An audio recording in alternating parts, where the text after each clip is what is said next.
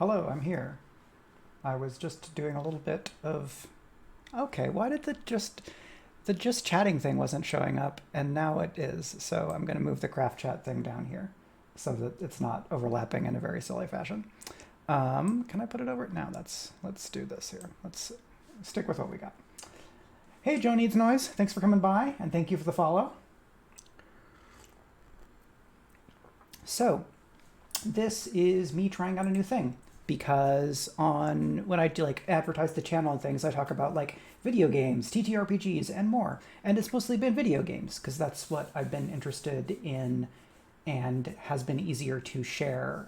This is more like I have to talk in the moment without a thing, without like a video game to react to. And so this is a little bit of a different mode. For a few years, I've done mostly like essays for my Patreon, and I've talked about a bunch of different things. But in the pandemic, it has been hard to like have the focus to come up with a specific idea, write 1,500 words, and then revise them and then post it. It just requires that my brain work in a little bit of a different way, and writing stuff in general has been really hard during the pandemic. So I've I did a few like live stream Q&As, which were pretty fun, and now I'm trying out this mode, which is a live craft chat on Twitch here because I have like the people who know and expect to find me on Twitch, and then I'm trying to send people from Patreon and then other people that I know around the universe because I've been in the industry for a while.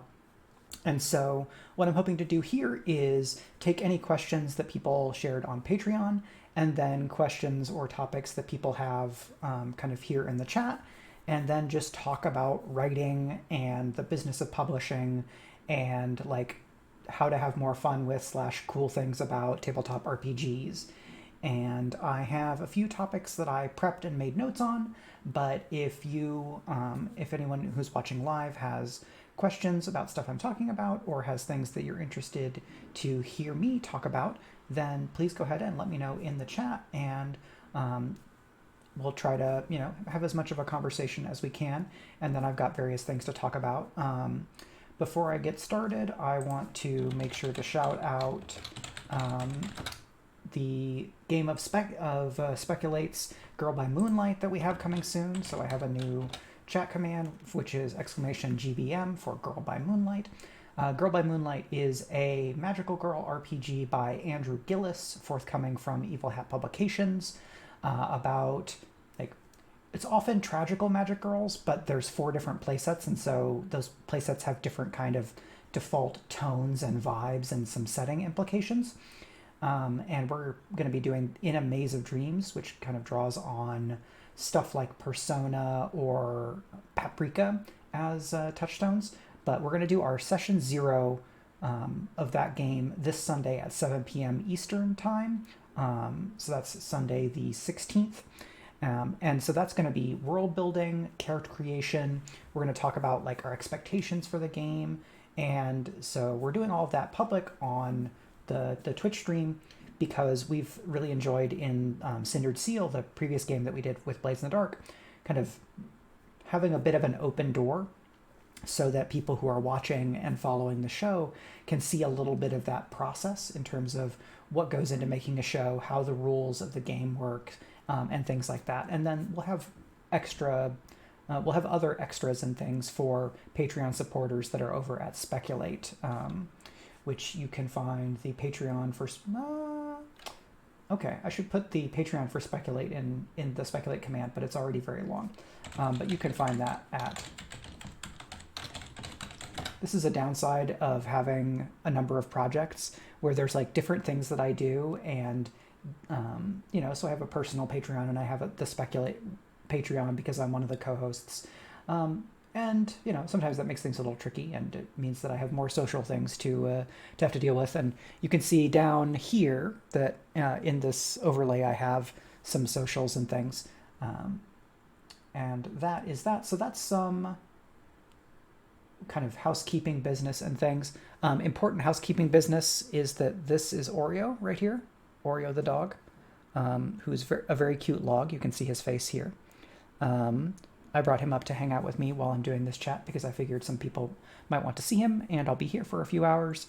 And he's just been downstairs sleeping to the noise of the laundry, like the washer and the dryer. So I figured he could hang out up here and sleep, hanging out with me so that y'all could see him. So that is that. How is everybody doing today? It was very cold earlier this week. It is now less very cold. I'm hoping that we're not going to have like miserable winter all the time for 3 months running. If we have some vacillation where it's like it's colder for a little while and then it gets warmer and then it gets colder, like that's really bad for the streets, because it creates more potholes, and Baltimore streets are already like especially bad. But it makes winter a fair bit more tolerable to have it not be miserable all the time, on top of when it's already like gray and gets dark very quickly and that kind of thing. So I'm pretty grateful for a little bit of a break from the more terrible weather. It's also good because this guy, sorry, getting my mirroring right, has been demanding more frequent walks lately. I don't know if it's that he's like, we changed his kibble, and so his like eating habits are a little bit different. But he's been getting 3 walks per day instead of 2, even though I do some longer walks in there. And that means that I have to go out into the cold much more often, and like bundling me up and then bundling him up and then making sure I have all of the things is a fair bit of a process. And that's, if it's so cold outside that I either want to wear a mask or have to wrap scarves around me very tightly for my nose to not feel like it's going to fall off, that would be pretty nice. So that's all of that. And now, I think, just moved to Texas. First winter without cold, and it's very strange. Yeah, I lived in Texas when I was very young. So I experienced more cold, real winters when we moved to New York. So I had kind of the opposite reaction. But then I went from being a Midwest kid with fairly sharp winters to doing graduate work in Oregon, where winter was just kind of moderately cool, and there were a lot of rain and thunderstorms. So I wish you the best of luck in navigating the weirdness of winter without super cold. And I really, really hope that Texas does not get another super nasty climate empowered cold spell like I guess that was 2 years ago, maybe last year. That was really bad, and I would love for that to not happen for Texas ever again. So the first thing that I have on my notes, was that last year? Yeah, like everything from March 2020 until now, like order of operations is fairly non-existent / jumbled in my brain. Like there's certain things I can definitely put in order, but other than that, not a whole lot. It's just been kind of timey-wimey, Jeremy-Beremy. So the first thing I wanted to talk about was emotional storytelling lessons from romance. And so this is specifically from romance fiction. I got into reading romance, mostly contemporary romance, a few years ago. I think mostly just as a lot of it was to have a break from reading science fiction fantasy, because it's been hard, or it was especially hard when I was at Angurobot to read science fiction fantasy without a professional lens. And so that made it harder to read just for pleasure. And what I found is that it was easier to read romance novels for pleasure because it's a different category. Even when it would be like a fantasy romance or a science fiction romance, it was easier to just engage my reader brain because there's some different protocols and expectations and things like that. But a big thing that I took from romance and learned by reading, and then have kind of heard from romance writers here and there across the years, is that romance novels are especially good at kind of unpacking and intensifying the the action reaction loop in scenes, specifically scenes with two people in them, where those two people are romantically involved or are a romantic pair in terms of like capital R romance. So if you have, lover A and lover B, and they're talking in a scene, if you had a romantic plot in a science fiction or fantasy novel, frequently what you would get is here's what the text would look like. It would look like, I don't understand why you have to keep throwing yourself into crises, time after time, and that's in speech dialogue, and then maybe you have a speech attribution or a speech tag or something, and so that's what lover A says, and you're in the POV, or you're in the mind of lover B in this scene, and then the person might just respond in text. Or you might get a description of how lover B is kind of physicalizing their emotional reaction to what the first character is saying, and then you'd get a speech response. By contrast, and I'm just kind of making up an example, I don't actually have a specific book in mind in terms of the less unpacked version, but I think it's fairly common in the genre. In a romance novel, if you had that same line from character 1 and you were in the POV of character 2, you'd be really likely, especially in a strong romance that has a lot of emotional resonance, where the first thing after that speech, after that line from character 1, is character 2 reacting emotionally to what the first character has said. Whether that is like kind of direct or indirect speech about what this person has just said, or you might get you get the character thinking about what that connects to.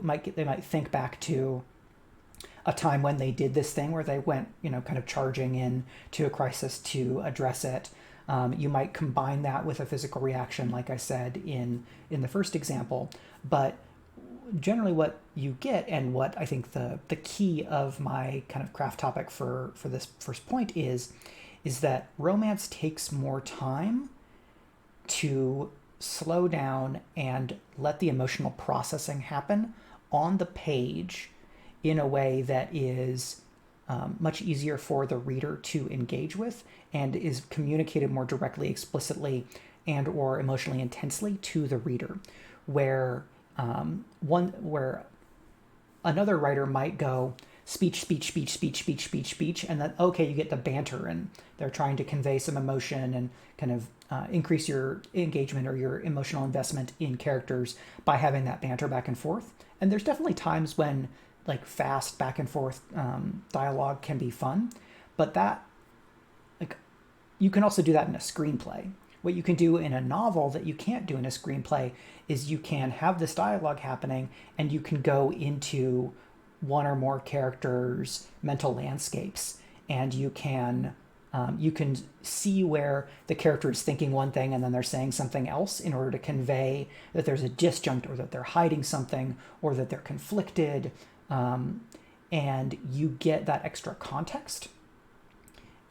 And I think it's a good technique to use regardless of a lot of things. So not just between romantic leads. You can have do this between friends. You can have it when your main character is being chewed out by their boss. You can just figure out when are the times when it makes sense to slow down your pacing a little bit in order to go deeper in emotion and dwell on something, or react to something, or process something through that character's kind of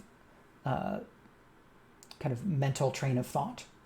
Because what that can do, and what I found as a reader of romance, is that got me more attached to and more invested in those individual characters, and it was easier for me as a reader to get a sense of, where are these characters compatible? Where are their tensions? What are each of these characters worried about when they're in scenes with and having experiences with this romantic partner or romantic interest? So in like an enemies to lovers story, you often get a fairly sharp negative first reaction between the romantic leads, and then you'll get some emotional reaction to whatever that first situation was. So you'll get kind of a starting emotional standpoint for each of these characters, and then they'll run into each other again in some other scene, and then you can show, like, has there been a change in emotional state? Hi, kids are asleep. Yeah, we're doing craft chat. I'm gonna try this new format out and see how it goes. I know that Karen is doing sprints over on her channel, so there's probably some people there. But this is a side effect of the science fiction fantasy writer takeover of Twitch, is that we're going to have overlap kinds of things. So I imagine Karen is also chatting about craft, but maybe sometime we'll be able to line things up. Something I'm interested in maybe doing at some point is seeing if I can do production well enough to, like, be on Discord or Zoom with somebody and then have a craft chat stream that is 2 or more people talking.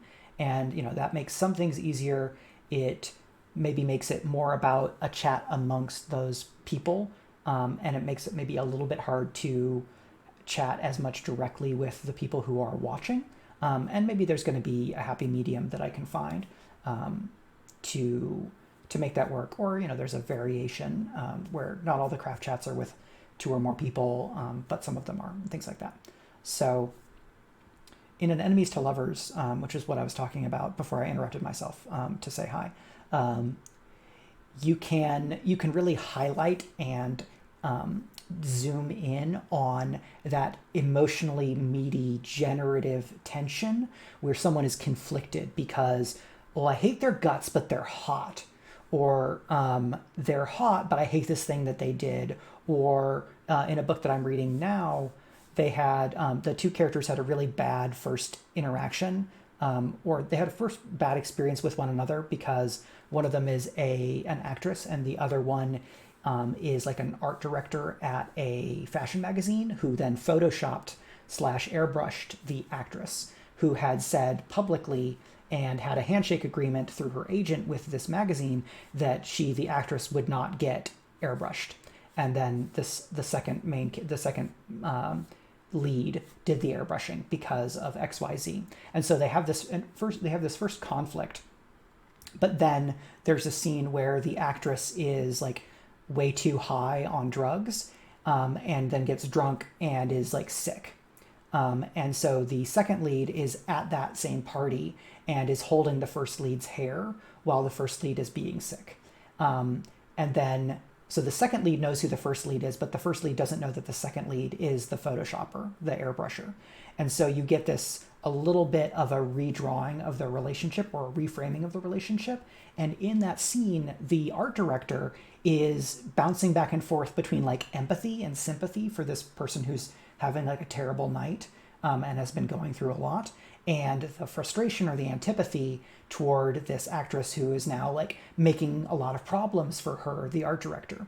And if the scene was more exterior, was more externally focused on the individual beats of the like slow down in the moment in an exterior fashion, talking about like how many times was this person sick and like any of those details, the focus and the pacing slows down in order to get more emotional processing, where the character who has more information in the moment is forced to deal with that disjunct in what's going on for them, because they're doing this like compassionate, helpful thing to somebody who does not like them and who has then made their professional life hard because this person who's photoshopped is a big movie star and has a big following. And so that cognitive dissonance for the art director lead helps her move along a character arc toward taking a little bit of a different perspective toward the actress character and reevaluating some of like what's going on in her professional life. So that's like, and then depending on what the relationship is, you can use these. I'm just gonna, pardon me while I open my Kindle app on my phone so that I can give you the title. I'm only about halfway through the book, and I like it so far. I cannot give it an unreserved recommendation because I haven't finished it. So this is Touch Up by Katie Hawthorne and J.A. Rock. I'm not quite sure. I'm just going to put the title in here into chat. And that's... It might be the J.A. Rock series, but I think the J.A. Rock is a co-author. So I put that in the chat. Again, that's Touch Up by Katie Hawthorne. There's no D in there, sorry. And J.A. Rock. I believe it's a co-written thing. And I was a little bit uncertain about this romantic pairing because their first interaction and their first conflict is so intense, and their antipathy toward one another is really severe. And I think if the writer or the authors were not as good at basically showing how a character emotionally and intellectually justifies their actions to themselves and or becomes aware of the ways that they are getting carried away in like the scenes where these two characters are just verbally tearing into each other before they come to more of an understanding of one another, then I probably would have just bounced out of the book, because I can be fairly like conflict averse in like in-person day-to-day stuff. Yeah. Interiority is really important in these kinds of situations. 100% kids are asleep. I think it's really the difference between whether I'm going to stay invested in an enemies to lovers or whether it's just going to be too much negativity toward one another, where I'm not actually interested in spending time with these characters. Enemies to lovers is not my favorite like pairing setup trope, but I have read a few books that use it that I really like. And it's always I think it's always been because I either get emotionally invested in one of the characters first, or I think, and this is more the case in Touch Up, is I come to understand how each of these characters is being shaped by and reacting to their lived experience and their like social situation, where they are kind of hemmed and boxed in by the things that are happening in their life, and they are reacting to those things in maybe not as great ways. This is because in romance there's the idea of kind of the wound, or kind of the central lack that a character has, and that then being in this positive, healthy relationship, or a relationship that becomes healthy, that these are ways for characters to address challenges or kind of revisit some of their perspectives or assumptions about life. The scar or a splinter. I don't think I've heard of called splinter, but I think that is a good framing, because splinter can let you specify that it is an outside irritant that has kind of lodged itself into someone's life and then is creating specific responses or is changing how the character is able to be in the world because they have not been able to remove that splinter. And so there's a few different ways of talking about it, which is really fun, because each slightly different framing can evoke certain things. So thank you for sharing that kind of the scar/splinter framing, because I don't think I'd heard splinter before, but it was fun to kind of spitball on that to think about it. So some other things about this, I'll talk about how I've been trying to use it. So this came to mind because it's a major priority for me right now in the novel that I am revising. I have been working on it specifically within this frame of I've read a bunch of romance novels and I'm going to try to learn some lessons from them. I started consciously applying that in Annihilation Aria because I have two leads who are in an established relationship with one another, and because I wanted to kind of increase the emotional resonance of the story overall. And I think in some of my much earlier writing, I was writing stuff that could have more readily been a screenplay, a teleplay, or a comic, where more of the action is external, and that I did not spend as much time on the emotional processing and interiority as I could have. Like, I think there's good interiority in a lot of these earlier books. But with Aria, I was working on it consciously, but then my editor, Kaylin Considine, would come back to interiority and slow down, give me more, have the emotional processing between these characters, let them think about the world more. I think I, as a storyteller, got to the point where I was trending toward fast pacing almost all the time, or just trying to get to move through scenes quickly. And in my first drafts, I tend to be a fairly spare writer, where I don't do a lot of like setting description. I don't necessarily do a whole ton of like blocking and sensory detail unless I'm in a fight, like I'm writing a fight scene. Then I'm going to do more blocking to convey how that fight scene is operating.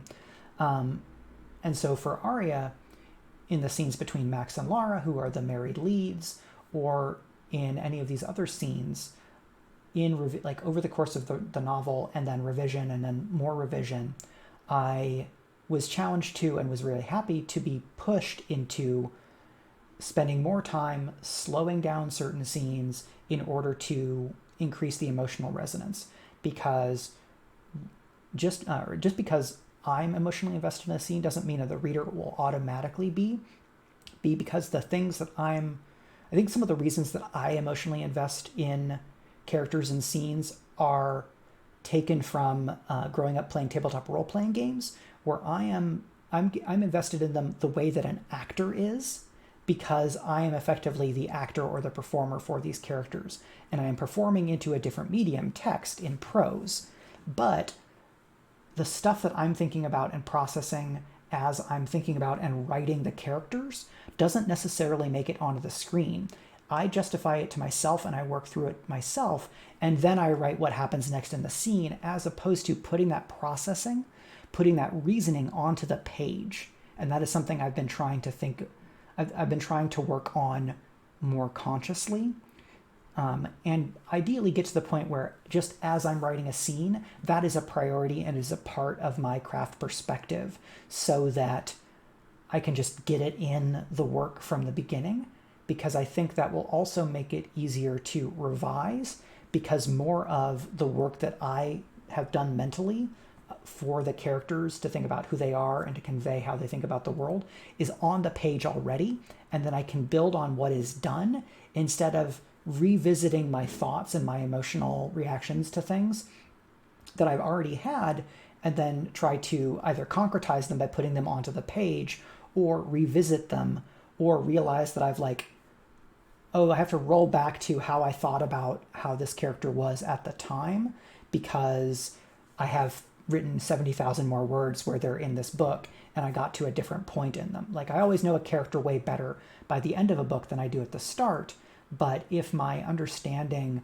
of the character is communicated through their POV, or through whatever the POV for the chapter is earlier on along the way, I think then that path, the arc that I as the writer take, will be easier for the reader to follow and be invested along that vector, or along that arc, because it's already in the text. A lot of times when I get questions from like a beta reader or an editor about like some character thing, I'll have an answer quickly, but it's not in the text. It's just in my head. And editors have like been encouraging, and encouraging is the most positive way. I think when they're more frustrated, just pleading for me to put it on the page in a more explicit fashion. And so that's something that I'm really trying to work on. And the revision pass that I'm doing now is very much focused on character relationship and clarifying and strengthening the depiction of characterization. Yeah, so much of making things make sense is just explaining that stuff. 1,000%. Like, so many of my editorial notes are, I don't understand why this, like, why/how this works, and then I go da da da da in like email or in conversation, and then it's like, okay, well, how can you put that on the page? Or me thinking to myself, oh, I haven't explained this well enough because I'm getting this response from an editor or from beta readers, and that's tricky. So, slight tangent, and then I'll get back to talking about the novel that I'm working on. Right now, I'm taking an online class called Write Better Faster 101 from Becca Syme. Right, why didn't they just watching a horror movie? Yeah, that's if as a writer I can preempt the why did they X or why didn't they Y, then I think I will have done a better job as a writer, and I will earn more of the reader's confidence. I think there's definitely times when in a lot of horror stories the writer just decides somebody needs to make a bad decision here, and sometimes it's really well justified and sometimes it's not.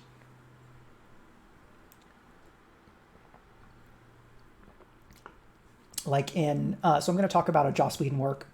Fuck Joss Whedon for being a harasser.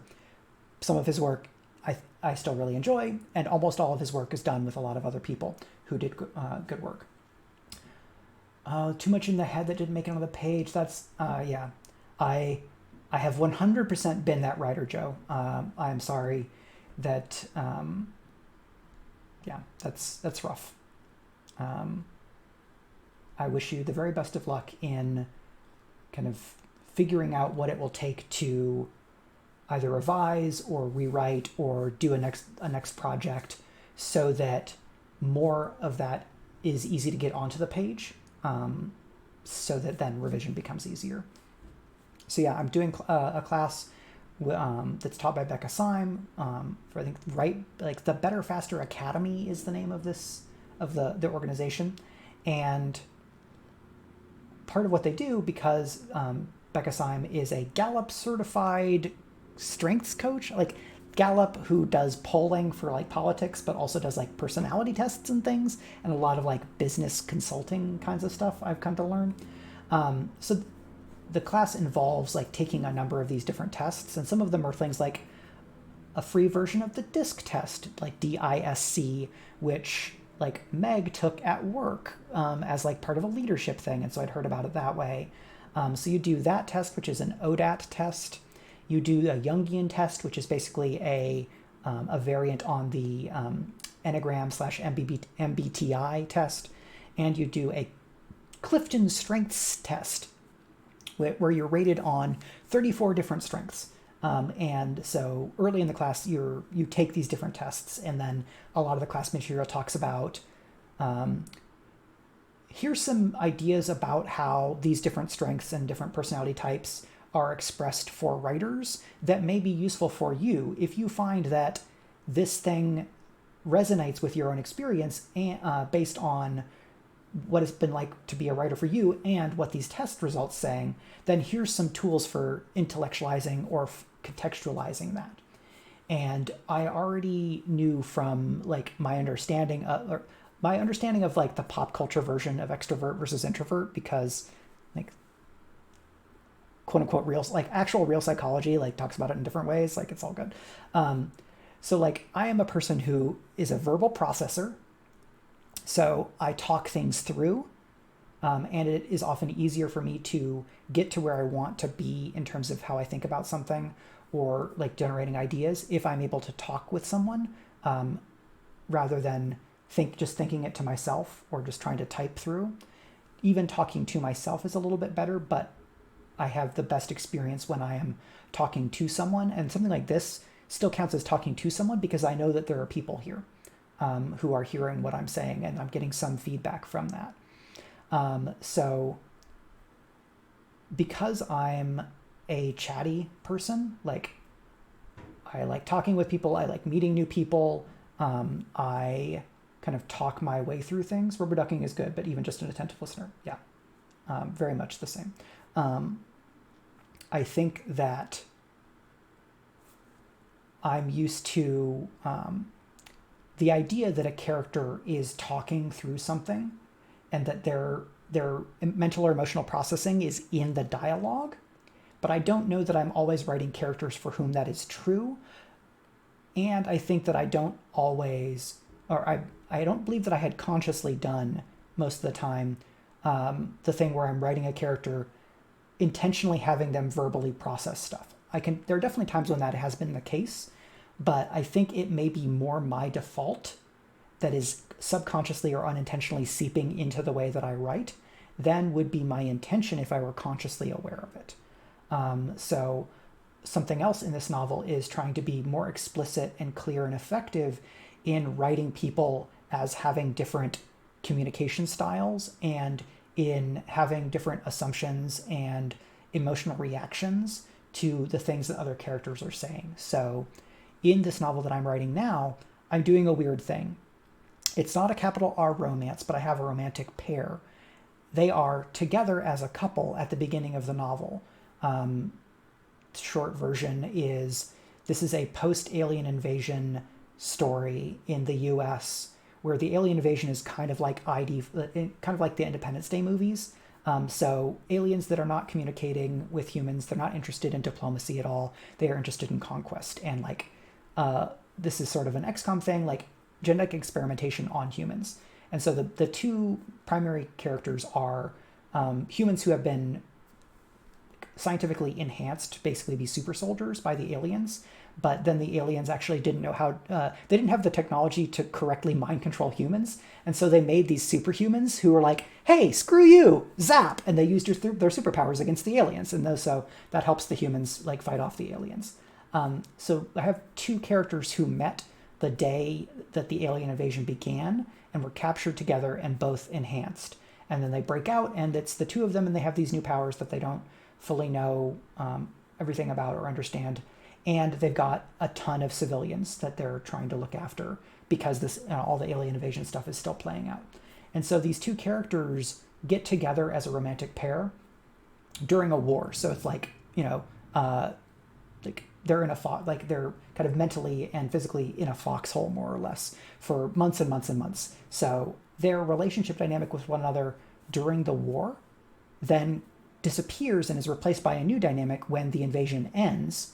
And they're not spending as much time together. They're not spending the same type of time together. Their priorities are different because they don't have this overriding, all-consuming thing going on anymore. And so what I'm doing is I'm trying to write. There's kind of two ways of thinking about it, maybe. So there's what if the misunderstanding / the breakup portion of a capital R romance story was much longer and was at the beginning of the story because the characters are already together? Or what if I took some of the lessons from something like Enemies to Lovers and translated it through the stuff that I've got going on so that the arc is instead people who are together but their relationship has some fundamental flaws, and that's where they start, and then as they go through the story and as they kind of reevaluate their relationship to each other, they figure out how to be the best version of themselves and how that then changes their relationship to one another so that then they are able to be better partners to one another. And it turns out that's really hard because I've read romance novels, but they mostly don't do this thing. Like sometimes if you get a romantic pair across more than one book, you'll get some conflict that's more like this, where at the beginning of like a book 2 or whatever, the characters are together, but they still have some substantial stuff to have to work through. Often that becomes external, not necessarily all the time. So I'm writing this different kind of character arc structure, and then there's a bunch of other things that make this novel difficult. Pretending couples don't have problems after the initial rush of feelings is not realistic. Yeah, and because I'm consciously I'm not trying to write a science fiction romance. This is not going to be published as a romance. I would need to read, I think, a number of more books before I wanted to try to publish romance novels. I have an idea for a series that might be like novellas, but even that would also then be science fiction, and a lot of the stuff would be contextualized through my ideas about like culture and society. So it'd be like social science fiction romance. But yeah, I think if I'm able to succeed in doing what I want to do with this book, and it's probably going to be a duology, if I succeed with these books, then I will do something that for me is very new and maybe fairly novel and hopefully emotionally resonant for a lot of readers, because relationships change, and everybody who got together as a couple during the pandemic will have a very different, things will change when for them, whatever post-pandemic means, when they get to that point. Like, so some I see your question, Joe. I'll get to it real quick. People who got together in like June of 2020 and decided to like move in together very quickly so they weren't like isolating alone, probably then had to redraw some of how their relationship worked. If they were like US people in the US and were able to get vaccinated like last spring, and then had something closer to a pre-pandemic life, but together in the summer of 2021 last year. And so there's a lot of people for whom, oh yeah, like their relationship probably did change in some, one or more relationships changed, whether that's friendships or romantic or sexual partners or anything like that. So people are going through that, and people go through lots of different things in terms of changes in their life. And so here I'm using there was an alien invasion and you got superpowers as a, okay, this frame is not going to be common for people, but it brings up certain issues. And then hopefully that creates an interesting story that then is emotionally resonant to people, and ideally gives them some tools or some mental modeling or narrative modeling through which to reevaluate how they've been in their relationship and or what they need, or how their inclinations and their predispositions maybe do or don't manifest in a way that is as beneficial to their relationship and or their partner or somebody that they have any number of relationships with.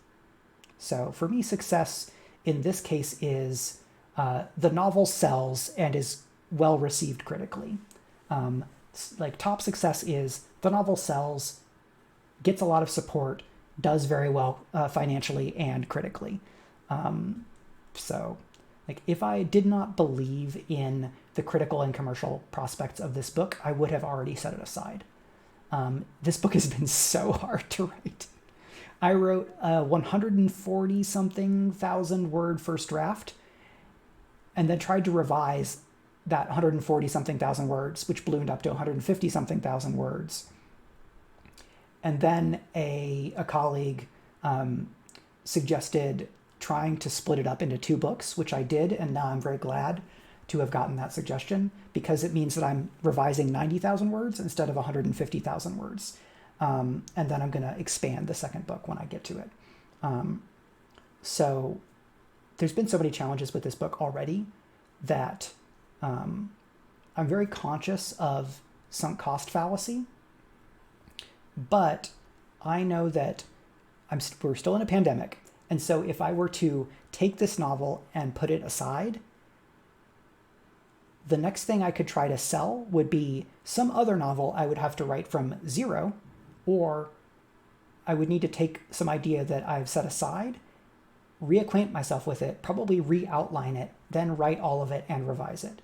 So if I'm thinking about what is the fastest, best way that I can get from where I am now to I have sold a new novel, where I hope to get a good amount of support from a publisher in order to continue and develop my career. Yeah, the difference between 90,000 words and 150,000 words is so big. I absolutely did not appreciate how much of a difference that was until I was in the situation where I got to switch from revising 150K to revising 90K. And I think when I split it up, it was actually probably closer to 70 something or 80,000 words out of 140 something thousand words. And then I added because I was expanding stuff in the first section.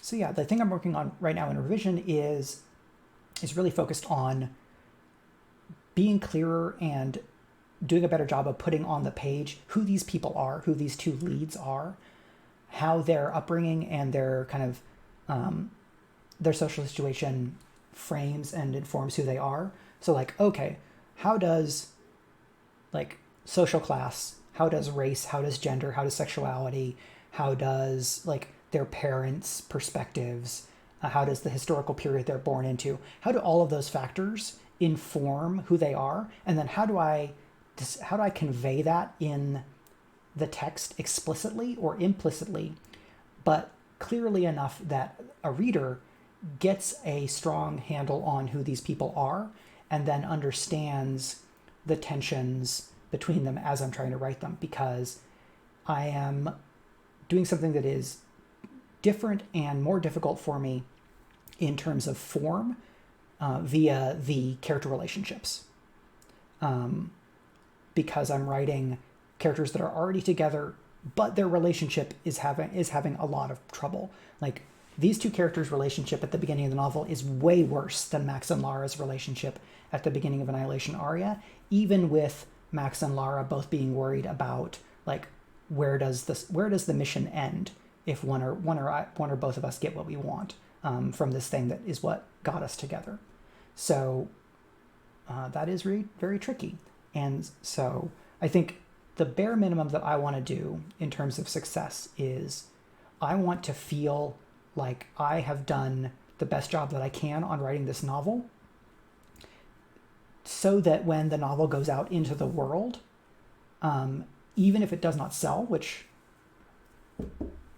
knock on wood, hopefully it does sell, that I feel satisfied creatively by what I've done, and that I was able to get through this kind of year-plus long molasses, just quagmire of feeling stuck in revision, and get to the other side where I have strengthened my skills in terms of characterization and writing relationships. And then I can't control whether somebody buys the book in the traditional market. I am less inclined to try to self-publish this book than other stuff I might write, because I don't know that there's necessarily a clear, easily saleable market for it in the self-pub world, because it is weird and different, because it's a very political and sociological post-alien invasion novel that's mostly not about action and is about a romantic relationship between two women. So my Amazon categories are probably going to be alien invasion, LGBTQ, and then something else. The alien invasion category tends to... I have not read Mike Chen's books. I'll have to take a look at those. Yeah, the tension in which their goals may lead to separation is very poignant. That's at 100% what I'm going for. I'm hoping to get that across. Right now, and this was something that was added in revision, I had some flashbacks to the alien invasion to give me some action scenes, and to then be able to show specifically, here's how these characters relate to each other during the invasion, and we're going to see that juxtaposition, deeply relationship focused with the SFF element in the background. Okay, that's very good to know, because I think, like, okay, if I'm thinking like comping to Mike Chen's books meets Independence Day, like, oh, okay, is that maybe then a decent Hollywood comp opportunity here. So I'm just going to write this down as a note to myself.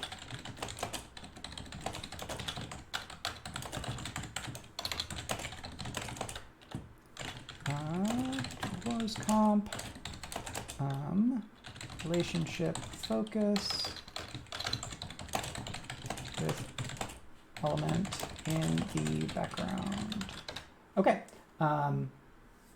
Struggle selling them because they were too lit for science fiction and too science fiction for lit. Yeah, that I could definitely understand that that tension, and I've heard that problem from a lot of colleagues, especially folks who came from or have a strong background in the kind of literary fiction end of the fiction, and specifically the science fiction world. So I'm very glad that Mike found a good publisher champion to be able to get those books out and start to make a name for himself, because anything can become popular. And if you develop a reputation for writing specific types of things, then people who want that know to come and find you. And so then it's much easier to build from there. Mira Books, okay. Yeah, because Pung's book is, like, I haven't read all of it, but what I read was, like, really, really strong, and has that same, like, okay, there's a lot of stuff going on here that feels like it is rooted in literary fiction genre perspectives and assumptions, but there is a strong through line of a speculative element that is, if you take the speculative element out, the novel doesn't exist anymore. So it has to be science fiction to enough of a degree that it's going to matter in the marketing and the selling. And it seems like Book of M has been well enough received to give Peng then a stepping stone to build on with the next book. And I think that's coming out this year, if I'm remembering correctly. I got to do a reading with Peng in Philadelphia probably 4 years ago now. The cartographers, yeah. And Peng is wonderful. So, yeah, like I don't know what's going to happen in this book. I know that the market and the the trad industry is putting up with a lot of things right now, and books are getting pushed back. And I'm waiting on stuff that my agent has been working on trying to like get rolling, and I can't control what happens in the pandemic. I can't make paper happen for printers to be able to print books and kind of streamline out their production schedules and get things rolling again. I just have to keep making more books. But I really would like to get to the point where I can finish this novel or finish revising this novel, give it to Kim May to go and sell, and then whatever I write next does not take me 3 years to finish and revise, because I started working on this novel in 2019. Yeah, right? Because I signed with Kim May late 2018. I pitched a thing. Yeah, it might have been late 2019. Life has been a lot.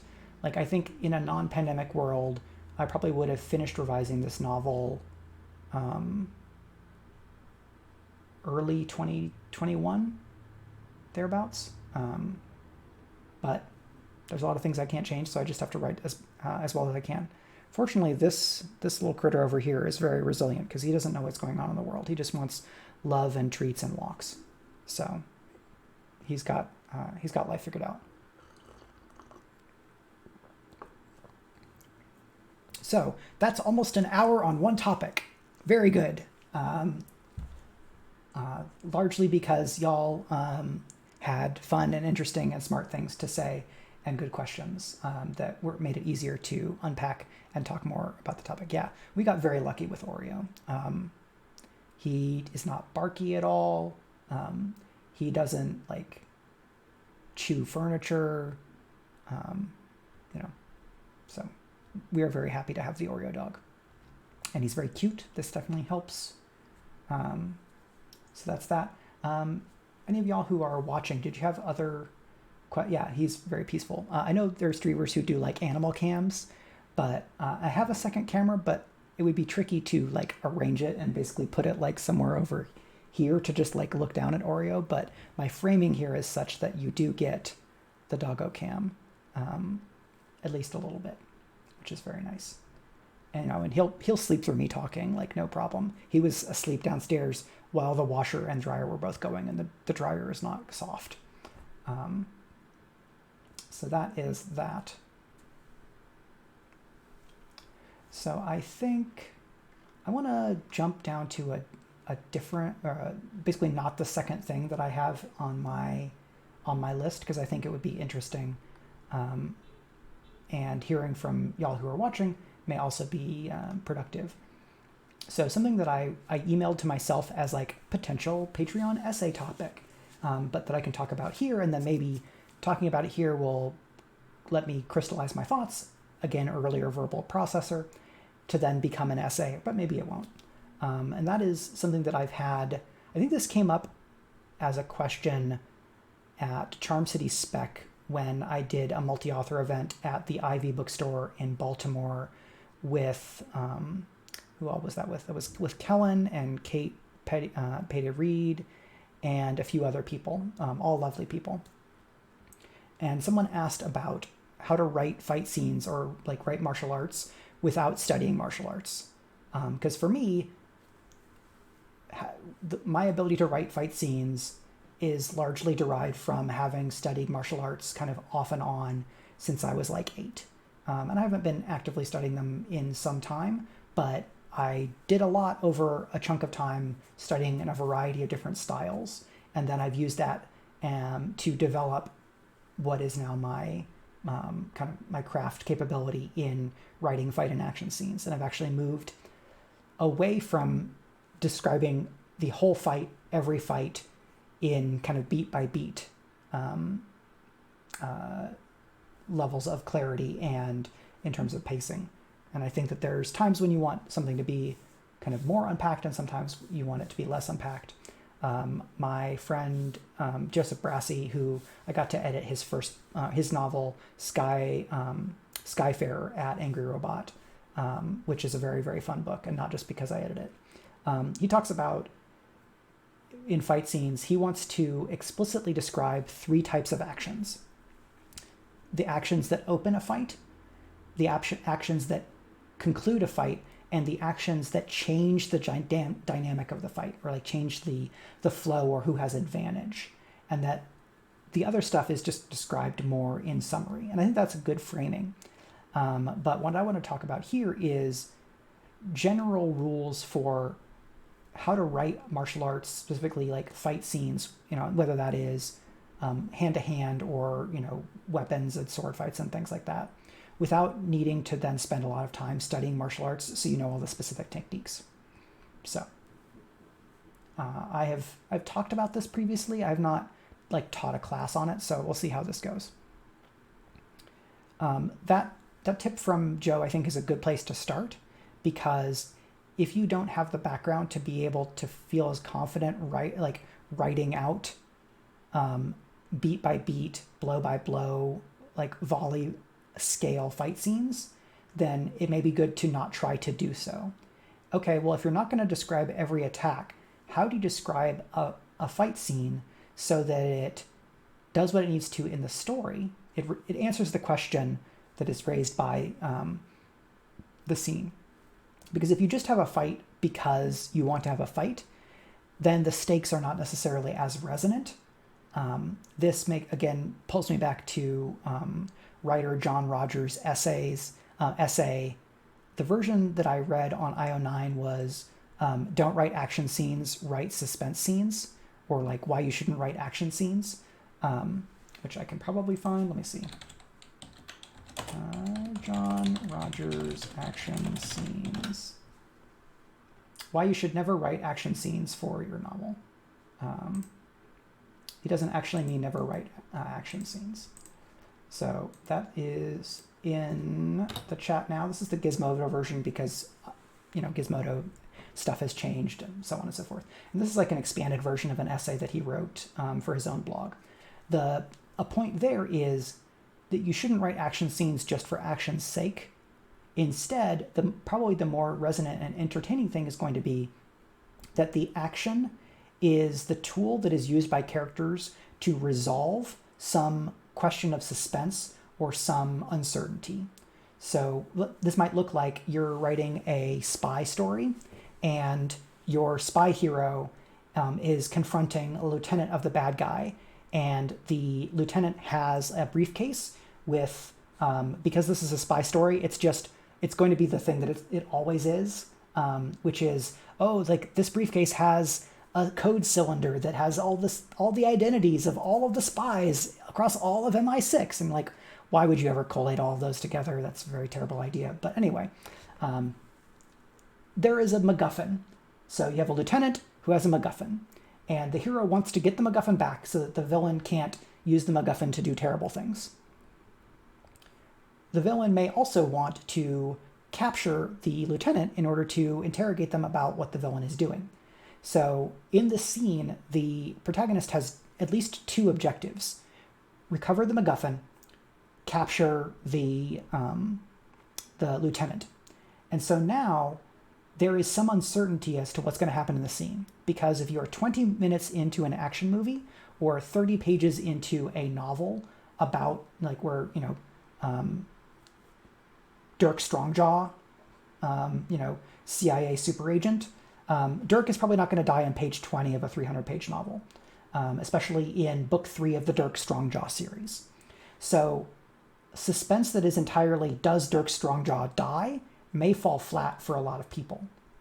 Suspense about, will Dirk get the MacGuffin, and or will Dirk capture this lieutenant in order to get information, then there's some more uncertainty about it, because their like readers or viewers, based on their expectations, could reasonably suspect that Dirk may not get all the things that he wants from the scene.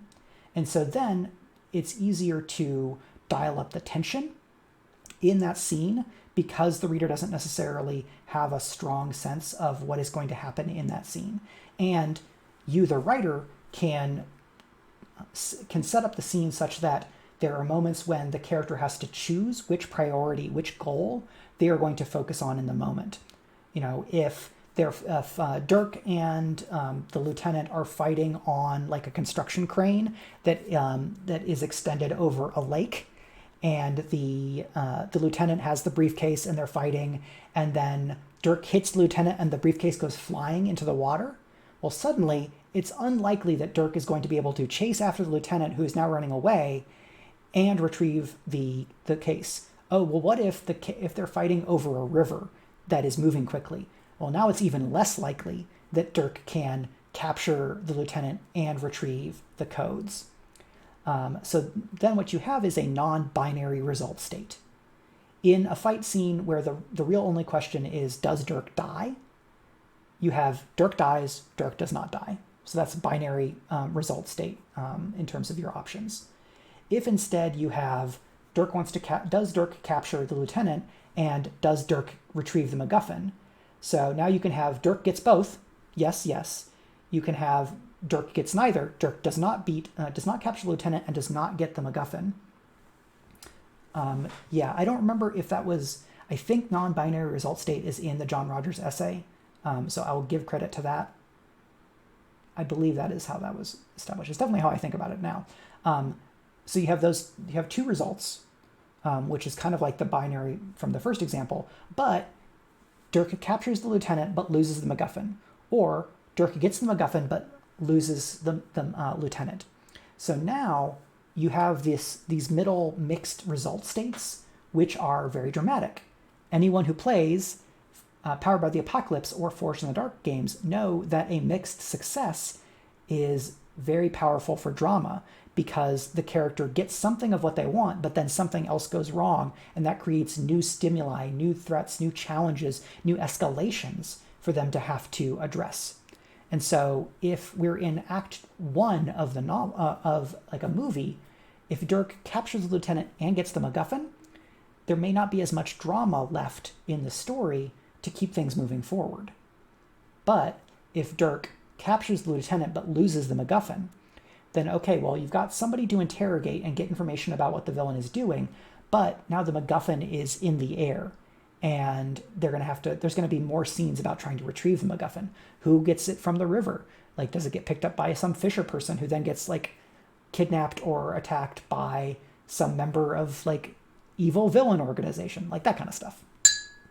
So non-binary result state is one good thing, because then it's less about writing the specifics of a fight scene, but it's about the stakes of what the action scene is addressing. And if you can begin a fight scene with a clear sense of the stakes, and that you're thinking about action as the tool that the characters are using to address the challenges that they are facing, you're starting on much stronger ground, which is awesome, because then no matter how you describe the fight, that fight has more narrative weight than if it's just a fight scene because you wanted a fight scene. And there are some stories where just having a bunch of fight scenes is like, that's the plot. There's a novel, Iron Prince, by Bryce O'Connor and Luke Chimlenko, which I really liked. It's what if a tournament arc was like a whole 800-page novel. So just putting the title into the chat there. I like fight scenes. Even I skimmed through some fight scenes in Iron Prince, because there were some scenes that for me did not have enough stakes or context or relevance to the broader parts of the story that I was as interested in as other fight scenes. But a lot of the fight scenes did a good job of justifying themselves, because that scene was the medium through which the story was answering a question, a dramatic question. that would have implications for the broader story. Just making sure that nothing weird is happening here. Great. That's all good. So that's your foundation. If we're getting into the nitty-gritty of how to make fight scene, how to do pew pew, or clang clang clang, swish swish, you can think about who is this person, like who your combatants. You have two combatants because that's like the baseline. Let's stay simple. Adding a third combatant instantly makes everything more complicated. So maybe you don't want to do that. If you are writing a fight, you kind of early fight scenes, or you're trying to get better at writing fight scenes without having a martial arts background. So you know what the stakes are. You have a decent sense of who these people are. Like maybe even, okay, you don't know as much about the lieutenant because they're just they're a side boss at most, but you probably want to have a sense of how do they fight. Do they fight the way that the big boss fights, and that you're kind of introducing elements or aspects of approach or style or experience that then you're going to build on in, manga consumptions. Fight scenes can be entire arcs, especially in shonen. Yeah, it is a great place to go for learning some certain things about fight scenes. I read quite a bit of shonen when I was younger, and I would imagine that there are better and worse arcs and scenes depending on both execution of how the fight stuff goes and the narrative or emotional stakes. I don't know if you found that to be the case, Joe.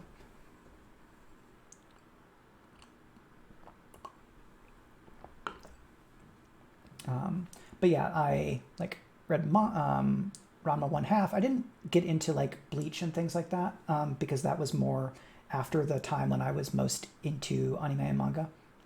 But anything like Bleach or Naruto, because they've got so much martial artsy stuff in them, those are going to be places to go and see how does a storyteller keep fights fresh when there are so many fights, which is another thing to think about. So your combatant, are they aggressive in how they fight, or are they defensive? Are they trying to control space? If you've got the lieutenant who is holding onto the MacGuffin, the lieutenant's objective in that scene is hold on to the MacGuffin. Does he use the case, and the lieutenant doesn't have to be he, him, I'm just defaulting there because of implicit cultural stuff. So let's change that. Let's consciously say that we have Dana Strongjaw and a female and a non-binary lieutenant. So the lieutenant, are they using the suitcase to parry and block Dana's attacks, or are they keeping this? Oh wow. We are being hosted by Betaman. Failed Beto raid. Are there people here? We are being hosted. Hello. Bitto like ditto. Okay, well, hello. Thank you so much, Bitto Man. And welcome everybody who is watching. I'm going to pause real quick to introduce myself to folks who may not know me. This is my channel, twitch.tv/TurboTango. I am TurboTango. My people name is Mike Underwood. I write as Michael R. Underwood. And so here is my bio. So I write science fiction and fantasy books. Most of what I write is kind of found family action adventure with an inclusive cast. So I've written space opera, I've written epic fantasy, I've written urban fantasy, and stuff like that. My latest novel, which I have here because I was doing a giveaway, is Annihilation Aria. This is a found family space opera adventure that's kind of like what if you took Guardians of the Galaxy and smushed it together with the 1999 movie The Mummy with Rachel Weisz and Brendan Fraser. So welcome, Raiders. Thank you so much for coming by to see me here. I'm incredibly grateful to have you and kind of flabbergasted in a fun way. So yeah, I stream video games twice a week, and what you have joined me for today is a special stream that is a Patreon-fueled craft chat. Right, Brendan Fraser, the Fraser Vice Mummy movie is one of my all-time favorites. So I wanted to kind of think about how and why I like that, and bring some of that energy into the writing for the book, which I think I mostly did. The Kids Are Asleep is very generous in her praise. If you like this book that you pick up, you should check out the Eva Innocente novels by Valerie Valdez, who is The Kids Are Asleep. So yeah, I'm talking about writing good fight scenes without needing to be a martial artist, is the topic that I'm working on today as part of my craft chat. So this is me talking about writing science fiction and fantasy. Other topics that I would talk about would be like the business of writing, because I worked in publishing for about a decade. I was a bookseller, I was a sales rep, and then I was the North American sales and marketing manager for Angry Robot Books, which is a major independent science fiction fantasy publishing house. And got to work on a lot of really cool books there. So yeah, I think that there's a lot you can do in a fight scene, in writing a good fight scene, or in telling the story of a fight scene, because maybe people who are here, you're not necessarily science fiction fantasy prose writers. Maybe you're going to write a comic, maybe you're an actual play person, or you like playing tabletop role-playing games. So I think a lot of this advice applies in a bunch of different situations. If you have questions about stuff I'm talking about or anything else, please feel free to throw them in the chat. I'm going to put my schedule in here real quick. I stream on Sundays and Wednesdays at 1 p.m. EST, and that's my default. And then since it's Friday, this is a bonus stream that I'm doing. And yeah, so hang out. I'm very, very glad and grateful to Bidaman for the host and the raid. And thank you for the time translation, Echo Alpha. I appreciate it. So we're using an example where you have kind of a spy character. Dana Strongjaw is trying to retrieve a MacGuffin from one of the villain's lieutenants. And so I was talking about, okay, how does this villain's lieutenant fight? Do they fight with the same style that the villain uses, so that we're introducing this perspective or some cultural aspect, like, oh, okay, the villain is, like ex-KGB, and so the lieutenant is going to fight using the same hand-to-hand style that the villain would, because they were, in the KGB together, because this movie is set in the year 2000 or whatever. Is a character, do they fight aggressively or defensively? Are they willing to endanger the people around them? So one way you characterize a villainous action character, like a villainous fighter, is that they don't care about collateral damage, or they would maybe take prisoners, use a kind of a living shield. So like what are they willing to sacrifice or do in order to win a fight? And there are sometimes, you're going to have your protagonist who is going to do more desperate stuff, or maybe they're a complicated anti-hero kind of person, and so they might do something more questionable in order to try to win the fight. Maybe they don't. Are they? And so this next bit is a little bit more specific and technical. So if you have questions about that, please put them in the chat and let me know. So as a martial artist, I think about fight styles in a few different ways. So a question to ask is their fighting style active, reactive, and or aggressive? Because in historical European martial arts, specifically the Italian Renaissance martial arts styles, were aggressive reactive styles. And what that meant is that, and this is mostly sword fighting, fencing. So think Three Musketeers, for folks who don't, or, it's an easy reference. So we've got somebody with a sword, and if they are an aggressive reactive fighter, then what they're going to do is they're going to take a strong stance where they're defended in certain areas, and then they're going to try to they're going to actively provoke their opponent to do certain types of reactions. Because if I go like this and I, basically constrain my opponent's sword, the most likely thing that they do is going to be one specific thing. They're going to try and get away from that constraint so that their sword is still in play. If I constrain their weapon in a specific way, knowing that they're going to respond in a specific way, I can use the time that they are taking responding to get something to basically gain an advantage in the fight. Because if I'm controlling what you do in a fight, I know what's going to happen next, and so I can act by being a step ahead of you. So that is an aggressive reactive style, because you're trying to create a specific response that then you react to. There's a different style of martial arts in the same period in what becomes Germany, and those fighters are more frequently just an active aggressive style. They will throw a blow and be like, cool, I'm going to be strong and fast enough that you're going to have to get out of the way of this, or you're going to be just done. So, you throw a killing blow. This is like in the Marvel movie Captain America, the Winter Soldier. When the Winter Soldier is knife fighting Captain America, every one of those knife shots would be a killing blow. So you have an active, aggressive fighter who is going for a kill shot every time. That says something about who that character is. And if you convey it in a way that is clear to the audience, then they are going to be able to take away something about who this person is and not just what's happening in the scene. Because you're raising the stakes by saying, oh, wow, there's a mortal threat to this character every time this other character is attacking. And now I know a little bit more about who this person is. And this fight is important enough to them to do these things and to take these risks.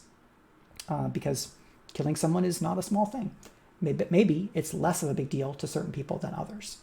So if you are like a German fighter, you might just throw a killing blow, knowing that because of your training, you have a response to... Meyer was all about that fast, hard murder. Yep. Meyer, Lichtenauer, a lot of those folks. So you throw an overhead diagonal cut. This would just crack someone's clavicle or like rip, it would do nasty stuff. I'll avoid being as graphic. It would be a killing blow on a lot of people. Okay, there's only so many good defenses against that. There's move your body so that it's not there.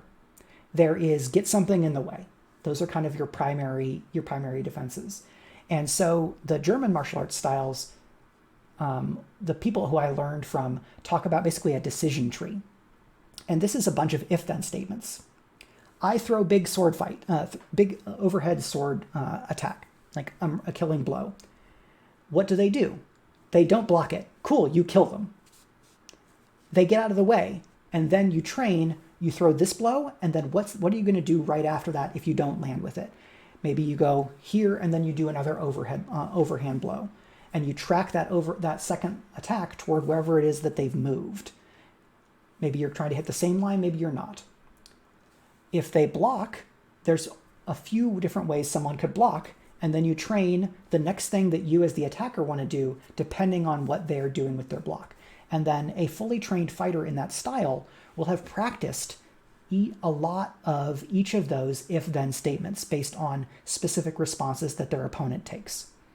This style is a pretty solid one for thinking about how someone learns martial arts. It's not necessarily universal, but you can use this in your storytelling. If you have someone who is an experienced fighter, they can make an attack or make a probe or a move in the fight, knowing what the likely responses are, and then they judge who that person is based on how their opponent responds to something. If you throw a slash and your opponent just jumps away, they dodge way more than is necessary to avoid the blow, that says something about who that person is. Yeah, The Kids Are Asleep references the fight at the Cliffs of Insanity in The Princess Bride. You'll see this often in martial arts stories where two experienced fighters will make fairly conservative moves because they don't want to assume too much risk. And what they mostly want at the beginning is they want to learn about who their opponent is. What is their training? What is their approach? What is their temperament? Because lethal fights tend to happen at such a fast pace that it's really important to be able to shape how the fight goes so that your own training applies more effectively than your opponent's training. And if you don't know what your opponent's training is, it's much harder to create those circumstances. So that's something to think about. There are a few different ways that someone might try to take control of the fight. They could take control of the fight by being really aggressive. If I keep on throwing attacks, you're going to have to do something about them. You're either going to do a really good job of getting around my attack and you're going to hit me so that I'm now in trouble and you can seize control of the fight. Or if I keep you on the defensive, then we're doing my fight. I am in control of the fight if I get to keep attacking. Now, if you are a more defensive fighter, you might let the other person come at you and try to use the minimum amount of effort to keep yourself safe as you learn your opponent's timing. So in a fight between rough equals, each of these fighters is going to be approaching the fight in their own fashion. They're going to be trying to gain information. They're going to be trying to either exhaust their opponent or maneuver their opponent into a specific position. Because maybe, as we think back about our agendas, if you have a hand-to-hand fight between this lieutenant of the villain and Dana Strongjaw, Dana is maybe trying to maneuver the fight so that she can knock the suitcase with the MacGuffin out of the lieutenant's hands. And the lieutenant instead is trying to maneuver themselves to the position where they can escape from the fight. And Dana is not able to follow. So you have another factor that you can apply. You can take the context of the fight and then think, what does this person do in this moment that helps them move toward their agenda? What you might have sometimes is an inexperienced fighter. An inexperienced fighter is probably going to not have as much of an ability to be intellectualizing as they are fighting, because they're going to have to be more consciously attacking or defending because they don't have the training that will let them subconsciously attack and defend. When I was in the SCA doing fencing, there are a lot of times when I'm going back and forth with my opponent and I'm not consciously thinking parry, riposte. I have trained myself so that I reflexively respond to a certain type of attack with a certain type of parry and a certain type of riposte. That training can be used against me by someone who has an understanding of how my reflexes work. But I, as a combatant, can do this kind of reflexive type of level of fighting without having to think about it as much. And then I can use my conscious mind to try to be observing my opponent and thinking through the puzzle of how do they fight, what do they want, what are my circumstances, how can I get toward what I want in this fight. One thing I could use to try to take control of a fight is distance, or what we call measure in the European sword styles. So measure, this is very simplified, so anybody here who studied European martial arts, this is a simplification, don't at me. Measure is basically, can I hit you? I am this tall, my body is shaped this way, my sword is this big, this is the range at which I can hit you with my sword in the types of ways that I want to hit you. Jill Barrett, stage fighter. That name rings a bell, but I have not seen those videos. Ulu Witness, if you're able to link that channel, I would love to have that here for people to refer to and for me to check out at some point. Thank you for that note. I appreciate it. Yeah, stage combat can be very different. My friend Marie Brennan, who's also a fantasy and science fiction writer, had a strong stage fighting background.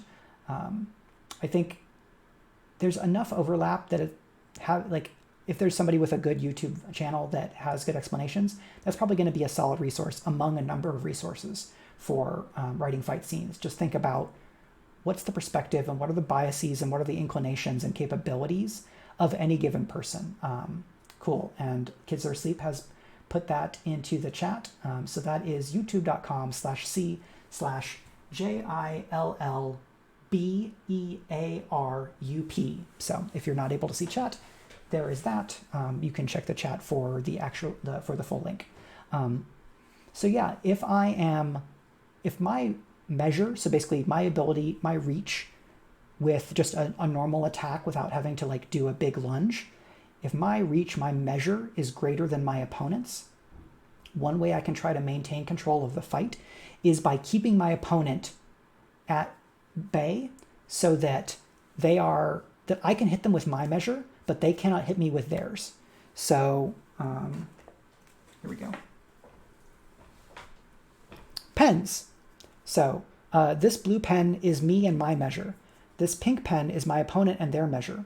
So if this is me, see that I can hit the hand with the pink pen before they can hit me. So anywhere between here and here is measure that I control. So there's a chunk of distance where I can hit them and they can't hit me. I control measure. If they get past my attack and they get to the point where they're here, where they can hit me, but my sword is too long to be able to stab them, they control measure. Now, in a real sword fight, there's also slashes and things like that, or there's grappling. But we're constraining, we're simplifying. So if you have the shorter measure, you want to get inside your opponent's optimal measure so that you are in a good position to attack and they are not in a good position to attack. If I'm controlling measure and I have the greater measure, I want to keep them at distance. And so if they try to close, I move to stay in my optimal measure. So that's one way to control a fight. You might control a fight by using leverage. This is something that is a priority and is talked a lot about in the Germanic styles. So that is Meyer, who was mentioned earlier, and things like that. So leverage is like, we've both got swords, right? If I hold my sword in two hands where one of my hands is higher up on the weapon than the other, I have a different ability to lever and exert my body, my strength, my body weight on the other person's sword than they do if they are holding the sword just at one end.